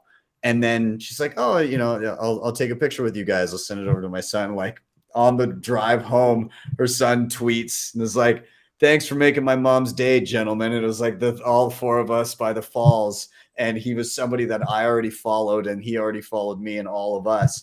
But like the small world, and like again, back to Harry's topic of like, we have these pockets of Bitcoiners everywhere, and it's spreading. And like the family members and the ones close to them are cluing in and going, oh, wow, these are the important topics. And these are the things we need to learn about. It's happening fast. And MADEX, you're right.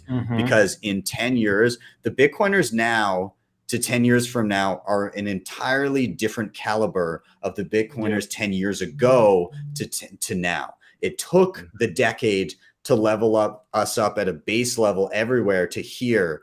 And it's accelerating. It's that knowledge base has grown, and it no longer takes those 10 years for everybody to kind of understand everything. You can stand on the shoulders of giants as we are doing now for the ones who came before us. Well, we're making a fucking pyramid, man. Load them up. We're going to stack this thing, many people high. So yeah, man, it's coming. It's here. We're seeing it before our eyes, and we're fucking winning, bro. We're winning. That like I and MADEX, like, and it like you were and that was very inspirational, right? You're saying you look like I got to a level of Bitcoin Zen that like I know we're gonna win. And then the last part you said, which is very strong. You said you incorporated God into it, and I was like, holy crap. This guy's reached a level of the Bitcoin rabbit hole. Maybe I'm not quite there yet, but you're seeing, I think, the inevitable truths that you come to realize as you realize that like your energy, your time, your work is truly untouchable. Especially, if you take self-custody properly, you're good. It doesn't matter where you are in the world, you are fine. And seeing that lady yesterday, you would have never have imagined, because it's like, a typical like lovely lady, boomer, does not dress like a Bitcoiner, right? It doesn't have crazy hair. Doesn't have a streak in her hair. Yeah. Doesn't have a streak in her hair. It doesn't look like a Viking. Like, and she was saying the most based. It was so based that I felt uncomfortable a little bit. Not because I don't agree with her, because I was like, holy crap. Like, she's like, look, we got our second passports. We got the St. Kitts passports. We got to get the fuck out of here. They're printing way too much money. The taxes are a scam. The government is a scam. And you're looking at this as like, are you okay? Like you would have never have seen that 5 years ago. And that goes to what MADEX is saying. Like we're winning this thing hard. And I think it was HODL that was saying it earlier. It's like or maybe it was you, Ben. It's ground up. It's like slow. It's like in those like pandemic movies where it's like the it slowly starts to spread like that. Yeah. And it's just glorious to witness, man. Also, I love that, as you were saying, she was so you would never assume, like, there it's like we're everywhere. It's like we're the what's the movie? The V for Vendetta, bro. Yeah, well, Fight Club. Fight Club, yeah. Fight Club, yeah. But what's the what's the invasion of the body snatchers too, where like just like sliding into society, and then all of a sudden everybody is one. And so like that last communist is gonna be pretty upset when he realizes we're all based. I've said this before, but all the talk about AI and AGI, right? Like, are these LLMs going to lead to the emergence of artificial intelligences? And if there's this thought experiment, I don't know if you ever read Nick Bostrom's Superintelligence, but basically in it he talks about the idea of a paperclip maximizer, and a paperclip maximizer is a narrow yet powerful AI that is so good at making paper clips, it turns the entire fucking universe into paper clips and destroys all of humanity. So Bitcoin is a paperclip maximizer, except instead of making paper clips, it turns the entire universe into Bitcoin. It is a narrow yet powerful AI. And it turns the entire universe into a free market, market. Totally. We touched Bitcoin, it turned us into Bitcoin. You know what I mean? And it happens everywhere. It co-opted humanity. It co-opted human greed to ensure its survival. And in the process, it basically gives us peace, prosperity, and freedom, right? Mm-hmm. And I totally agree with that, HodlHodl. Like I woke up one night and I was like, Bitcoin is AI. And my girlfriend was like, what? Like, it's 3 in the fucking morning. What are you talking about? But you have like those like eureka moments, and you realize that this thing is it's alive, and it gets humans to fight for it.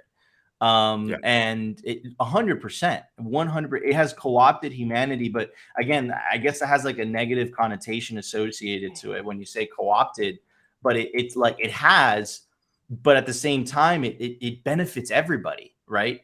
Equally in a way.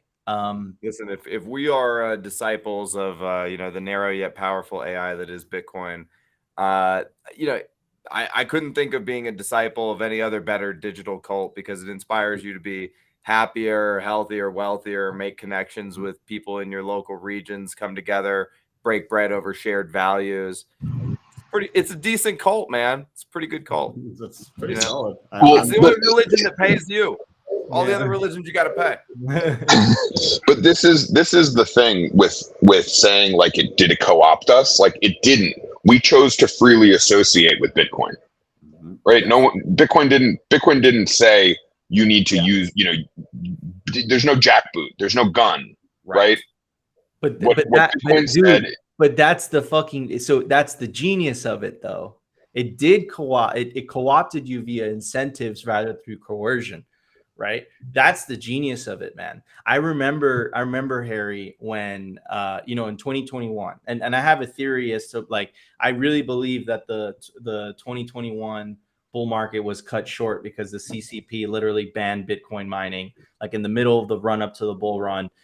Hash rate dropped. All those miners were forced to sell corn to relocate to other locations.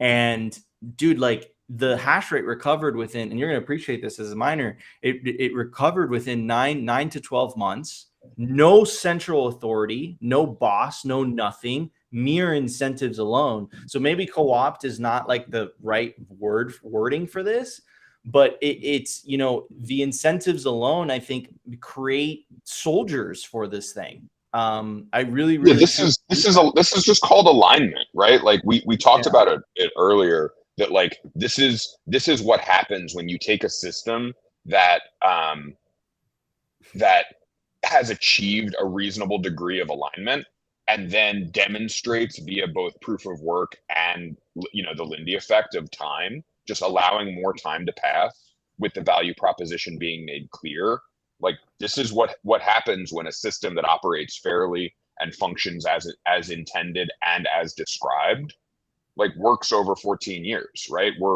And you know, it doesn't just network effects don't grow linearly, right? They increase exponentially and they decay exponentially.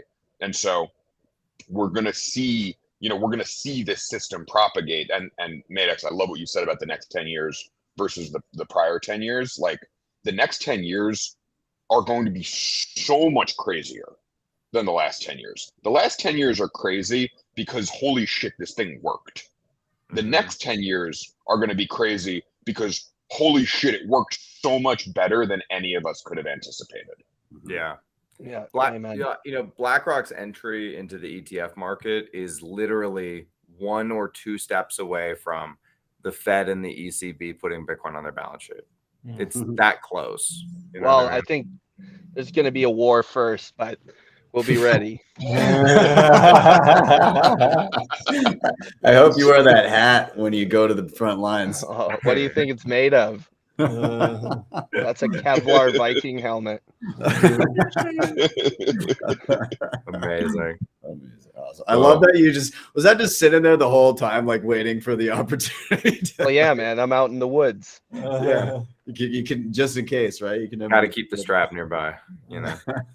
Yeah, Awesome. especially out in At these least one of fucking them. woods, man. Yeah. And I'm burning all kinds of garbage out here all the time. The bears come by. You never know. Amazing.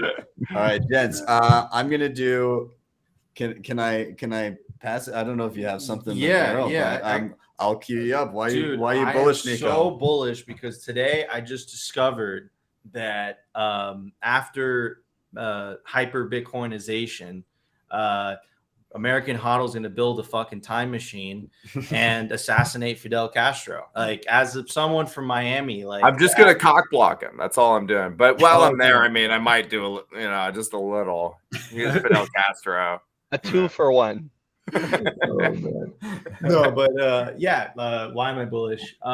Yeah, so I think you guys were touching upon it. That HODL, you nailed it. Right now, MicroStrategy is basically break even, and then Nayib Bukele, very similar story. The BlackRock ETF. I think the next cycle, so like end of 2024, 2025, maybe early 2026, it will become undeniable that MicroStrategy and Nayib Bukele on the nation state level, MicroStrategy on the public company level, they'll be completely vindicated.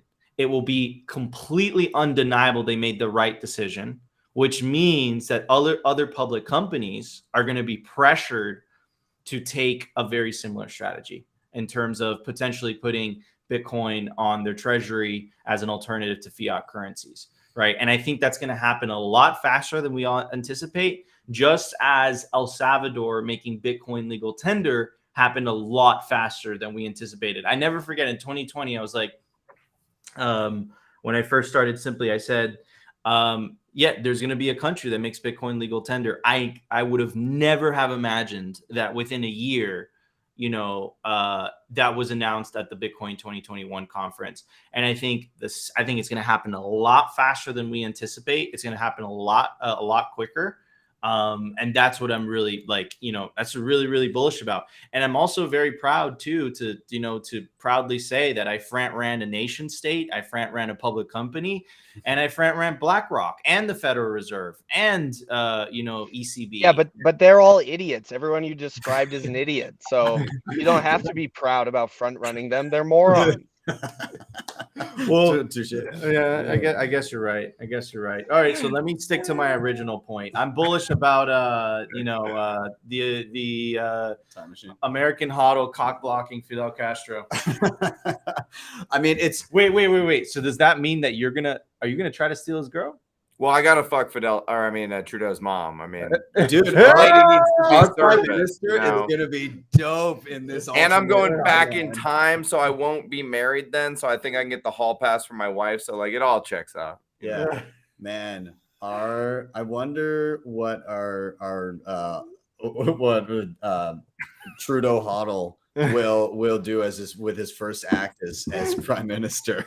So we got to get some libertarian DNA in there. You know what I mean? Abolish income taxes. Yeah. The healthcare system is entirely privatized.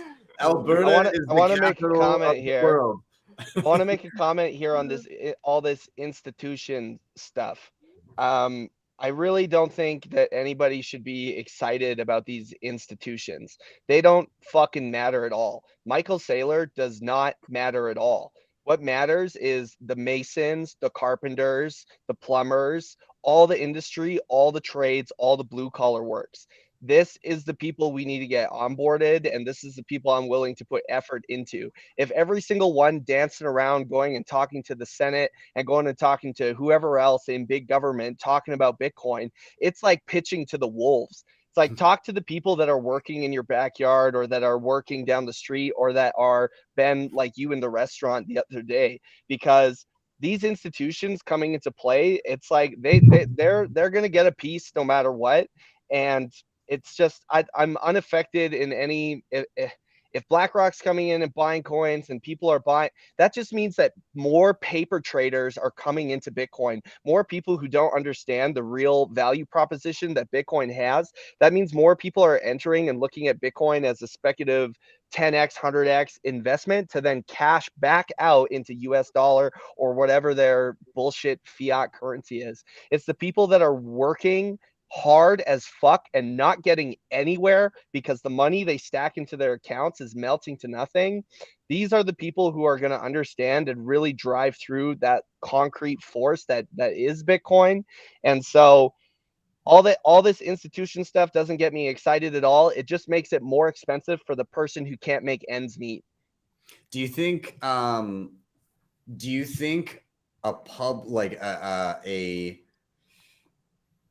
I guess, what am I trying to say here? Do you think that like public vindication of the people that did have the wherewithal, albeit however large, coming out and years later being like, yeah, I guess you guys were fucking right and you stacked a shitload of Bitcoin. Do you think that there's still going to be a period where your average, like you said, like the blue collar worker, the builder, the people like that will still have a decent runway with that very public vindication, where the rest of those fucking institutions have to like jump through hoops and like red tape and all that shit before they like? Do you think that there's still an inroads there with that? Well, we all know that the game, the fiat and the cantileers play is not fair at all by any means. So once it becomes clear that we need to get this Bitcoin, all these rules and things and whatever, all the those are rules for the plebs. They're not for them.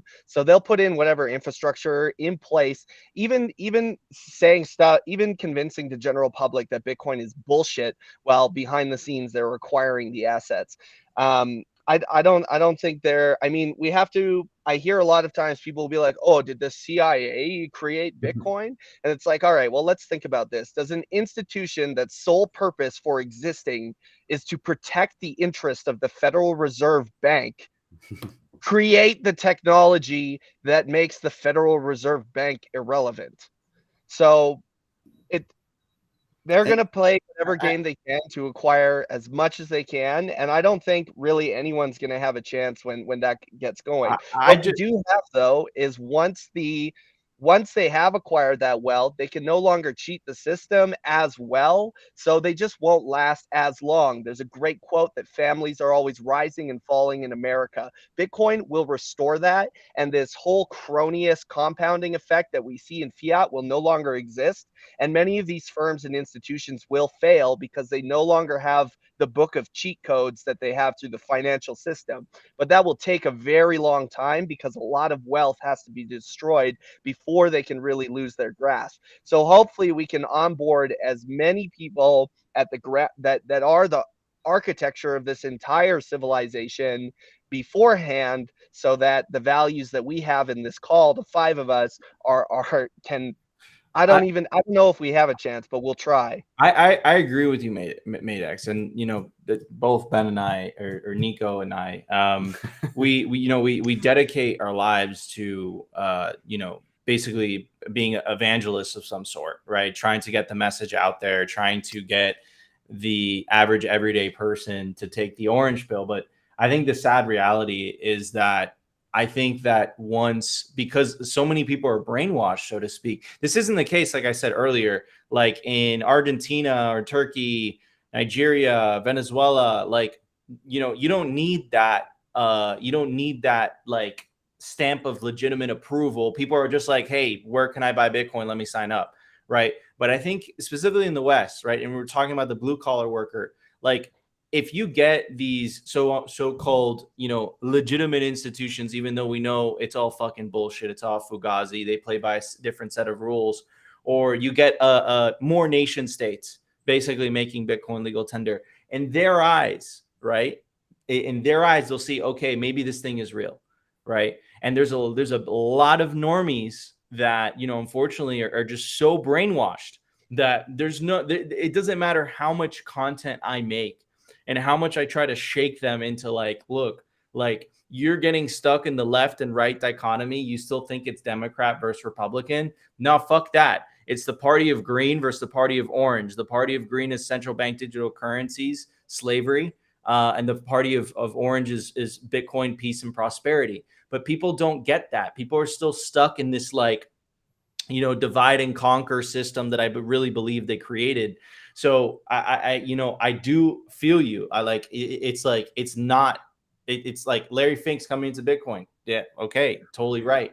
But I also think that is going to give it, in the eyes of the normie that's still consuming the legacy corporate media, really propaganda. I think that if you get these institutions that are putting their stamp of approval on this thing, a lot of people are going to be more open-minded to using it versus using fiat currencies. Well, if we're going to spend our time red pilling people, let's make sure it's trades people. Yeah. Also, the other thing, I just wanted to touch on something that Odell recently did an interview with Nat Brunell, and she was talking about, you know, all the rug pulls and shit that has happened over the past, you know, year or two.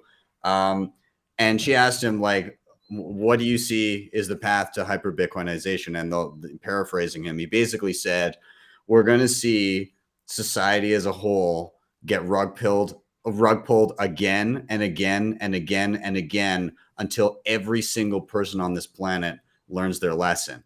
And I think that's absolutely right. I also think that part of that path is institutions being fiat about how they deal with Bitcoin, but that shit comes home to roost a lot quicker than fiat games with fiat, right? Like you see it with the exchanges. When they fuck around, they find out relatively quickly. Like it takes, you know, like a few years for reality to set in with the fluctuations in the market before it's like, oh, holy shit, we just didn't have the Bitcoin, and then everything crumbles. And so it's, I see a couple of the accelerationists in the chat, like Praveen, and like the accelerationist argument is people only learn through pain. People only learn the best of their lessons through making mistakes and then correcting for them.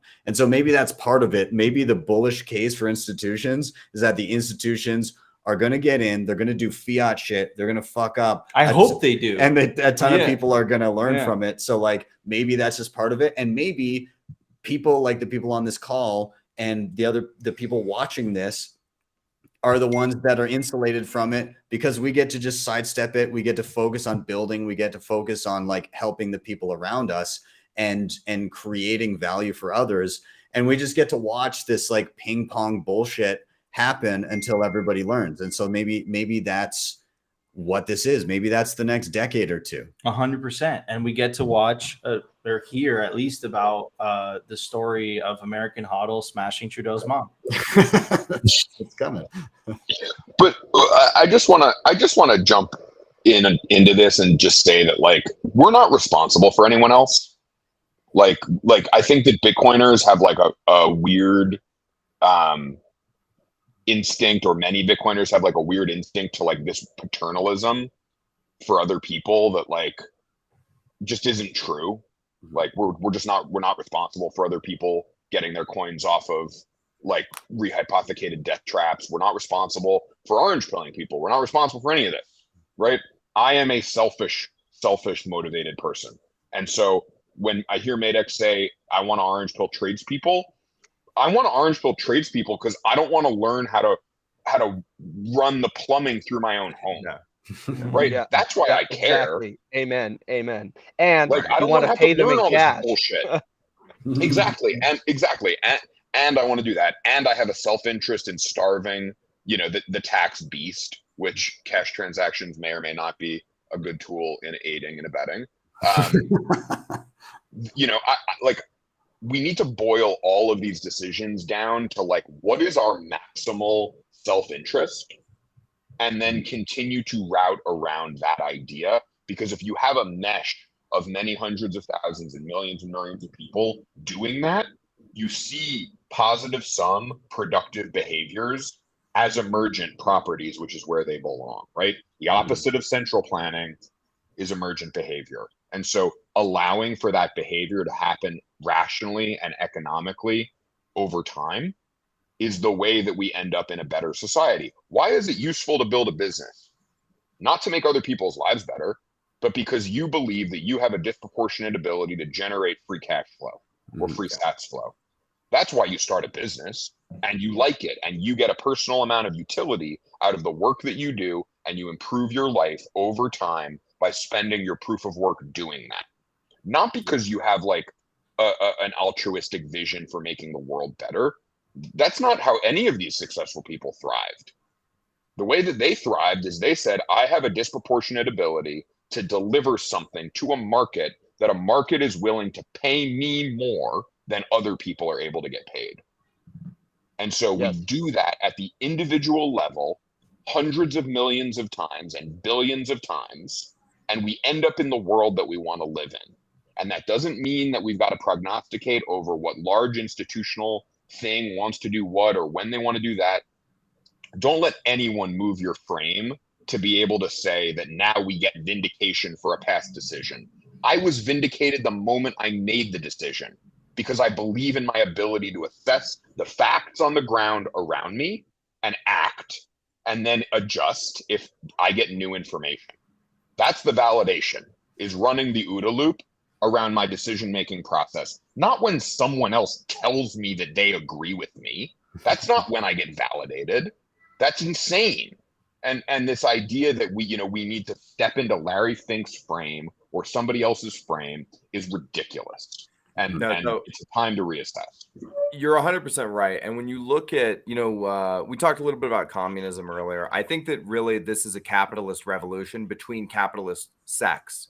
So on the one hand, you have the parasitic capitalist class, which is represented by BlackRock and ESG, that believe that they can nudge theory and do paternalism to the entire world. That's why your Netflix is super woke, right? It's why there were ESG scores on everything until, it became politically infeasible. And they're still going to do the ESG agenda, just with, a different name attached to it. Like we basically killed the name. Oh no, we fucked up the branding. Right. We didn't kill the idea. And what elites want is the ability to do rule making. This really all comes down to rule making and who has the ability to make rules, right?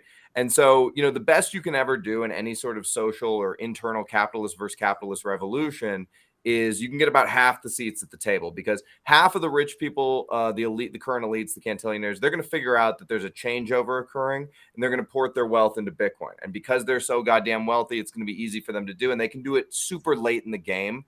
That's their exorbitant privilege as the current parasite capitalist class. About half of them are not going to figure this out and are going to totally perish. And it's like, the Hawthorne quote, families are always rising and falling in America. There's going to be a lot of families that get shuffled off the top spot. A lot of Bitcoin families are going to join the table. So the Bitcoin families are going to get about half the seats at the table. And, when you get half the seats at the table, you now are in the conversation for rulemaking. And one of the things that Bitcoiners are bringing to that discussion is a very radical and new idea that's never been done before when in one of these elite clashes. And that idea is that we don't make the rules, we abide by the rules. The rules have already been set. And all we are asking, or we're not even asking, we're just telling you the actual reality of what's occurring is that you have to abide by the rules now too. Yeah. The rules are set in code. We are enforcing the rules. They're machine enforced. It doesn't matter how rich you are. The rule set applies to everybody. And none of us are going to be changing the rules anytime soon. We're heavily in favor of ossification of the rule set. But here's your new rule set. Deal with it. Yeah, Like that's basically the revolution that's occurring. We're not, I don't know if a lot of Bitcoiners have gotten here yet, but you're not actually fighting the state. The state is just a husk. It's just a shell. You're fighting a parasite capitalist class that's inside the state, that has taken over the state, that controls and owns the state. The state is a weapon that rich people use against poor people. The capitalists are your enemy. The other capitalists, the parasite capitalists, they're the enemy, not the state. Yeah, I would just add to your point, HODL, right? It's there's a set of rules that everyone has to play by equally. And they've been used to operating in a system where there is a set of rules, but there's a set of rules for them and there's a set of rules for everybody else. Right. And I think that's going to be the toughest pill to swallow for them, in my opinion. And that's where Bitcoiners have virtue. If Bitcoiners have virtue, it's because we're a rising elite class that says, I'm going to play by the same rules as the peasantry.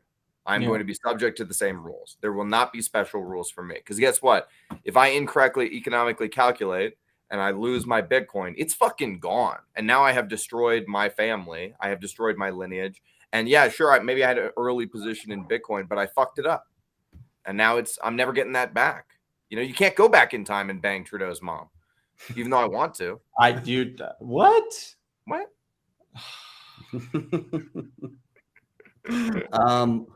Okay, gentlemen, this has been fantastic. I do have to start rounding it out, and I want to use the opportunity near the end here to do a couple things.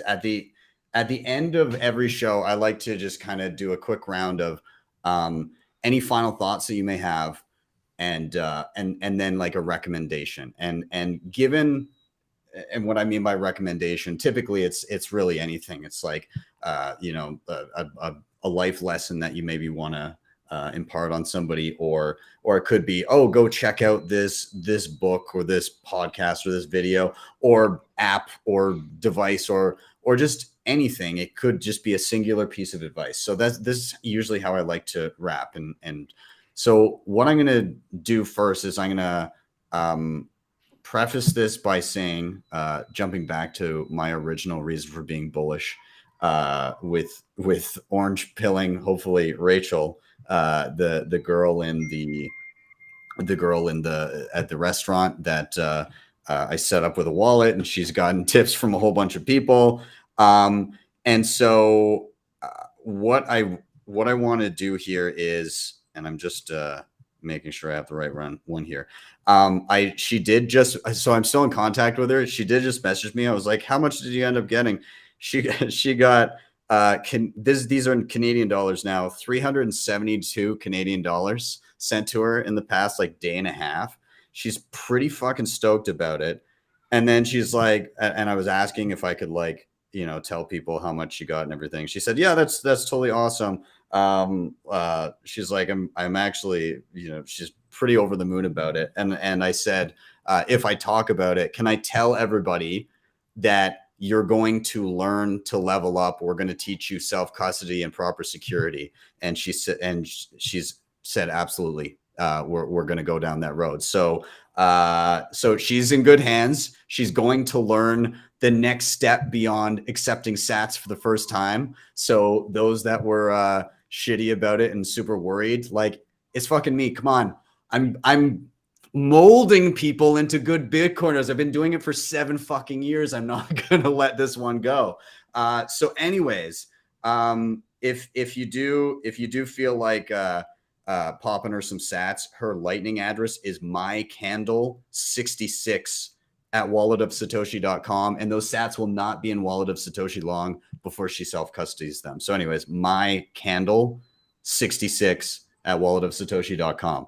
Nonetheless, my final piece of advice is, if you're teaching somebody, like if you're onboarding somebody to Bitcoin, everybody's start point is so different. And depending on who the person is, why they're curious about Bitcoin in the first place, what their life was like, where they currently are in their life, how much time you even have in that moment, and will you be able to continue the conversation later? All of those things really matter. And I think as Bitcoiners, if there's people that you care about that you want to also become Bitcoiners alongside you, or people that you think would be valuable to have as Bitcoiners as part of Team Freedom, you know, whether it be the welders or the you know, the people that are going to go and like frame a house, or the people that are going to do your plumbing, or the, you know, all of the people that build the important shit that we use every day, then I think we need to approach education with a low time preference. And what that means is, don't throw, you know, your vision of peak Bitcoiner at this person in moment one, because they will turn around and they will not partake, and you will have actually hurt that person that you really wanted to be a Bitcoiner, because it will take them much longer to come around and go, oh geez, like if I had started here, then I would have made it to that place, you know, in a shorter time frame than ignoring it for another year because I was too scared. So approach education from that perspective, and be flexible in your method of education, because it's not one size fits all. The end goal perhaps could be one size fits all, because we all have an ideal, you know, self-custody, run a node, that kind of thing. It's okay to have like a similar end vision for every Bitcoiner that you onboard, but it's very important to realize that that starting point and the path to get there is so different from person to person. So that's my ending piece of advice or recommendation, is be flexible in your method of education, and you will be much more successful. Look at your track record of orange pilling and look in the mirror and decide if you need to make adjustments. That's all I'm saying. Nico, I'm going to toss it to you. Final thoughts, recommendations. Yeah, I'm gonna pull up this comment if you don't mind, man. Where is it? There we go. Yeah, so I'm highly disappointed about HODL. I was really excited about, you know, this potential time machine and, you know, this this thing happening. So that's my final thought. No, in all seriousness, yeah, look, so I love Odell's famous line, "Stay humble, stack sats," but I think it was missing a component to it. And my buddy Bikingo on Twitter, also from Miami, says it all the time. It says stay solvent, right? So it's not just stay humble, stack sats. It's also stay humble, stay humble, stack sats, stay solvent. And to add to what MADEX was saying a bit earlier, build. You know, don't just sit back, relax, you know, wait for your, you know, number to go up. I'm a big believer in building, you know, like this is what it's all about. I think human beings inherently need purpose in their lives. And I think, you know, whatever your calling is, whether that's, you know, mining, whether, you know, that's making content, whether that's, you know, whatever floats your boat, man, you know, follow that purpose. And because Bitcoin's incentives are aligned, I think it just helps everybody else's, you know, helps everyone else's situation. So yeah, that would be my final message. Awesome. Love it, man. HODL, how about yourself? Final thoughts, recommendations? Yeah, I think it's important to have a vision for where you're heading and why you're hodling and why this is all important to you. And, you know, like my vision is really about me being a grandfather surrounded by my daughters and their children and their family. And, you know, we're in a beautiful home in the Rockies, and, you know, it's Christmas time, and I have an entire, you know, table, like a long table full of people who are here because you know, in this beautiful location, because I was able to delay gratification, because I was able to pass on the real intergenerational wealth to my children of knowing how to think, how to delay gratification, how to know who's trying to attack your mind, how to know how to prevent those attacks, how to build for the future, how to do things that matter, how to align with others, how to be a good person. And I'm surrounded by like a loving home, because of all of the sacrifice that I put in over the years. And to me, that vision for my life makes, whatever hardship that comes worth it. And so I think it's important to have a strong vision for where you're heading and, to be the person who's, working every day to create that vision. And one thing I do is like my vision is about a place and being surrounded by people. And so I continue to take photos of my environment as it changes over the years. And, it's always from my POV. And you can kind of think of it like, you planting your wizard staff in the ground and saying, I am going to change the world by hodling, and then watching reality shift around you. Like, you're a wizard, Harry. You've done it. Like, that is, some real next level shit. And all you have to do is have patience. All it takes is patience. If you can just sit there and do nothing, you can change the world. It's kind of a weird concept, but real. Love it. Awesome. We'll toss it down to Harry. Dude, final thoughts, recommendations.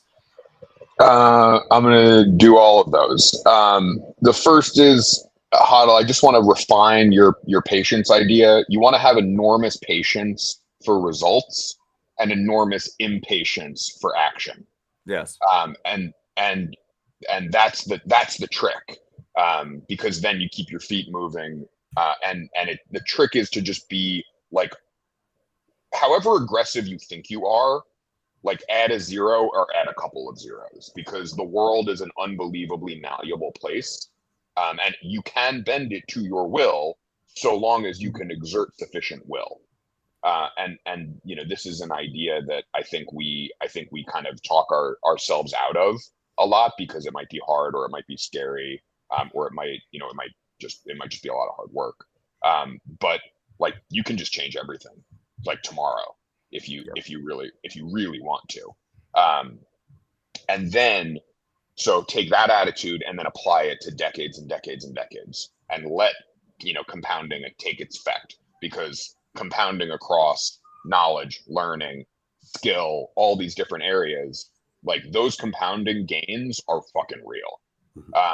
I just think back, like, what was 2 years ago? Like, where was I 3 or 4 or 5 years ago? And just like, I was a different person. And so letting time work on your behalf rather than against you is just like that's the skill. And then applying those ideas to Bitcoin, applying those ideas to generating free cash flow in every way that you possibly can in your life, free sats flow, like that is the trick. And it's not a secret, right? It's totally obvious. And Bitcoin has given me more than I could have ever possibly imagined. And so I don't view that as luck. I view that as a debt that I hold, for myself, right? I need, the only way that I can prove I didn't get lucky is to work really fucking hard for the next 30 or 40 years, minimum. Because otherwise it's just gonna, the greatest gift you can give is when someone asks you, how'd you do it? You just tell them it was easy. So that's some of it. The other is recommendations. I have 2 plugs. One of them is buy MADEX's art. I own some of it, and I own his t-shirts, and it's all fucking sick, and it's worth spending sats on. The second is come visit us at Bitcoin Park. We do a free open house every single month with a different topic. And we would just love to host you. And then the third recommendation is a content recommendation, but it's don't sleep on fiction. Fiction is awesome. I think people are like too nonfiction pilled, and it's stupid. And HODL made a mention of the Bene Gesserit, which is from the book Dune by Frank Herbert, which is an incredible book. And I just reread it actually last month. So, and I have the same copy my grandmother gave me in middle school. So I strongly recommend that book for now, but just in general, like pick up a piece of fiction and read it, especially something at least 40 years old or longer. Oh yeah. Nice. By the way, another one, if you're going to do nonfiction, do biographies, because that really shows you the entire journey. Oh, Biographies Biographies are the shit. biography and science fiction are just like Yep. killers for me. Yep. Solid. Love it. MADEX, you are up. Final thoughts, recommendations. Well, final thoughts. A pleasure to speak with you guys. Like to say, it's not about all the private keys we flailed along the way. It's about the friends we made. So stay motivated. And anyone who's new to the space, I would say anyone who's new, don't be intimidated by being new or feel bad about being new. I find a lot of the kind of people are new are very shy about that, and they don't want to really say that they got in 2020 or 2022 or even just starting, and that's totally bullshit. Just be honest about where you are in your journey, and just there are plenty of people. I mean, this entire community is willing to help people along on their journey. I got just on orange pilling people, the simple way that I do it, unless it's like a direct and important connection that requires a full-blown onboarding setup, which is very rare to get that from me. But my approach to this is that on listing sites like Facebook Marketplace or Craigslist in Canada, we have one called Kijiji. Just no matter what I ask, if the person selling something I'm looking to acquire will accept Bitcoin. They may say no, they may say yes, doesn't matter. If they say no, I don't try to sell them. I do nothing. What I'm trying to create there is just those moments where somebody has that, oh, I could have bought Bitcoin when, like, that's the anchor, is from that one time they were selling whatever, and some random person on the internet was like, will you take Bitcoin? And I just leave it at that. It's really simple, but it just kind of plants the seed that somebody's offering the ability to transact on Bitcoin. I would say for anyone if you want to get ahead with what you're doing in terms of finding purpose and like that stuff we're talking about, you got to focus on building something, making something. Probably what you can do that will help your life the most is throw your fucking TV in the river or in the ocean or whatever body of water is closest to you. When Harry's talking about Dune, the book Dune, especially with the book Dune, the movie is not even fucking close to the information that comes from reading Dune. The ties into Bitcoin, the ties into spirituality, the ties into this whole universe are that the movie does not even come close to that. So make sure you're fucking reading these things, and not if you're going to get into the science fiction world, and not going through movies and thinking that you got the ideas from it, and especially with Dune. I HODL on your comments about generational wealth. Great. It's very, very important to me, and it should be to you as well, that you meet the generations, this wealth is going to, and that you part your wisdom on them. So if you got the right girl, what are you waiting for? Go. Let's go. You're a Bitcoiner. You got that set. And if you're focused on producing wealth and producing value, you're doubling down on what you're good at, and you're providing a service to the market demands. The idea that children are expensive is a psyop. It is absolutely fake. It is completely false. They are not expensive. The difference in your lifestyle is a lot, but the difference in your finances is minuscule. So if you got it all set up, like, don't wait any longer, get it done. And because we need as many young kids growing up with the ideas that we have, and starting with a massive head start of anyone who's coming into this life stuck in the fiat world. Our children will be born with Bitcoin and will know about Bitcoin from a young age, and the fiaters' children will have to discover it after they've unlearned all their indoctrination 25 years later. So have as many kids as you can and give them a good solid head start. And I guess that kind of is that's all wrapped up together. I have a couple notes here. Let's see. Yeah, looks good. This was great, guys. Thank you very much. Let me quote Kanye. Let me quote Kanye West, who said, "Let me hit it raw. Fuck the outcome. You know, none of us would be here with outcome." Think about it. I don't think there's a better way to wrap that one. I'm just gonna. Oh, wait, one fucking more. That's really fucking important. If you're a fucking American citizen and I own more firearms than you, you need to fucking get your shit together. Amen. I cannot believe it when I meet Americans that aren't rocking conceal and carry every fucking where they go or open carry. Like, what the fuck are you? Be an American. Use your fucking right.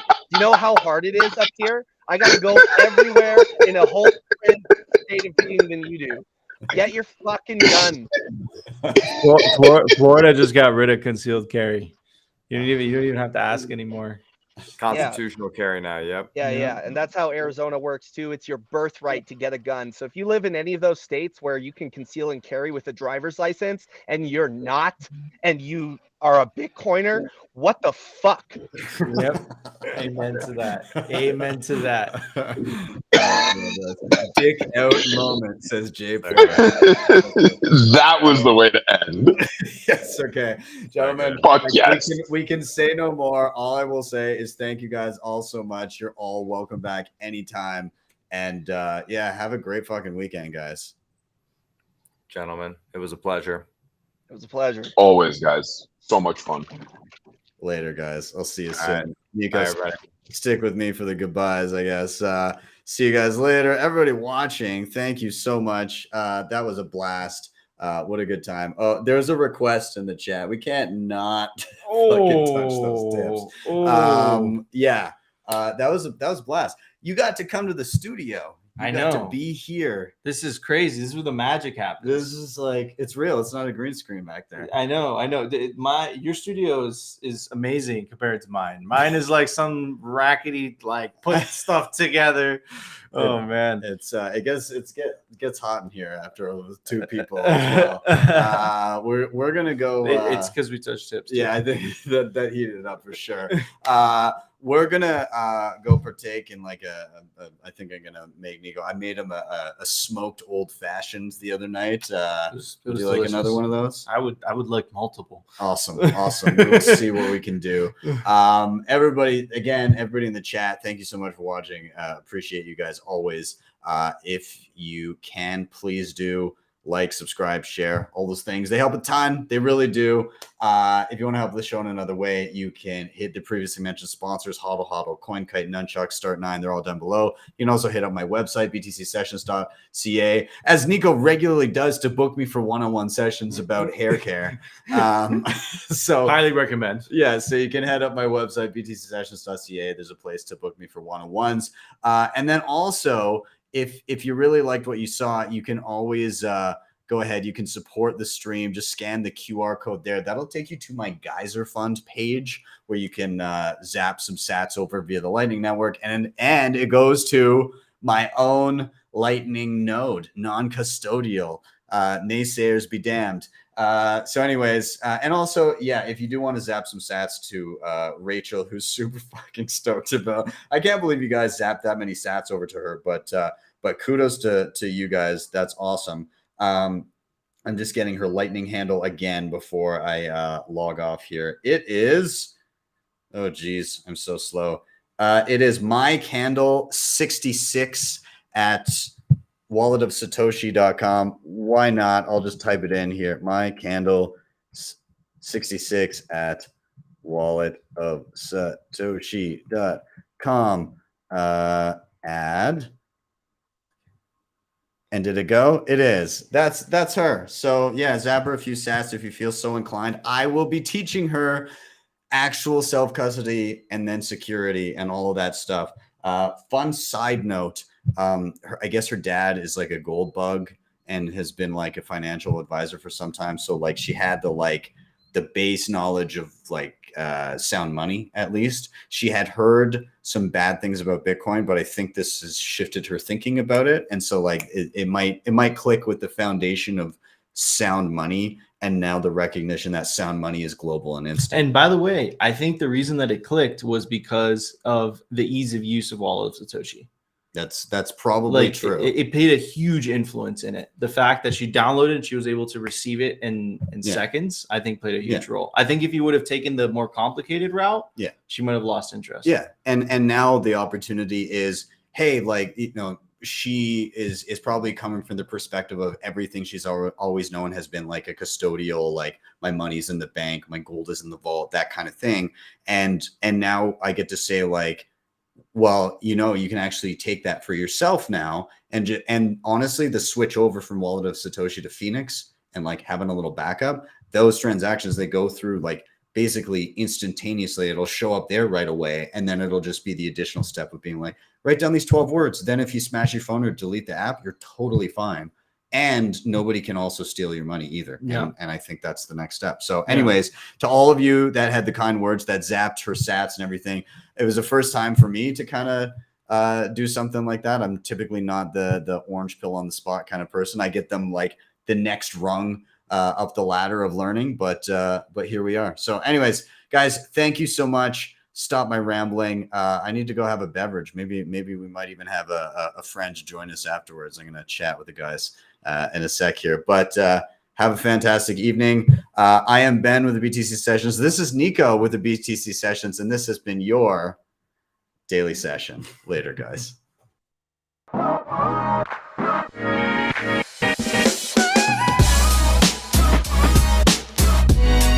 HODL the Bitcoin.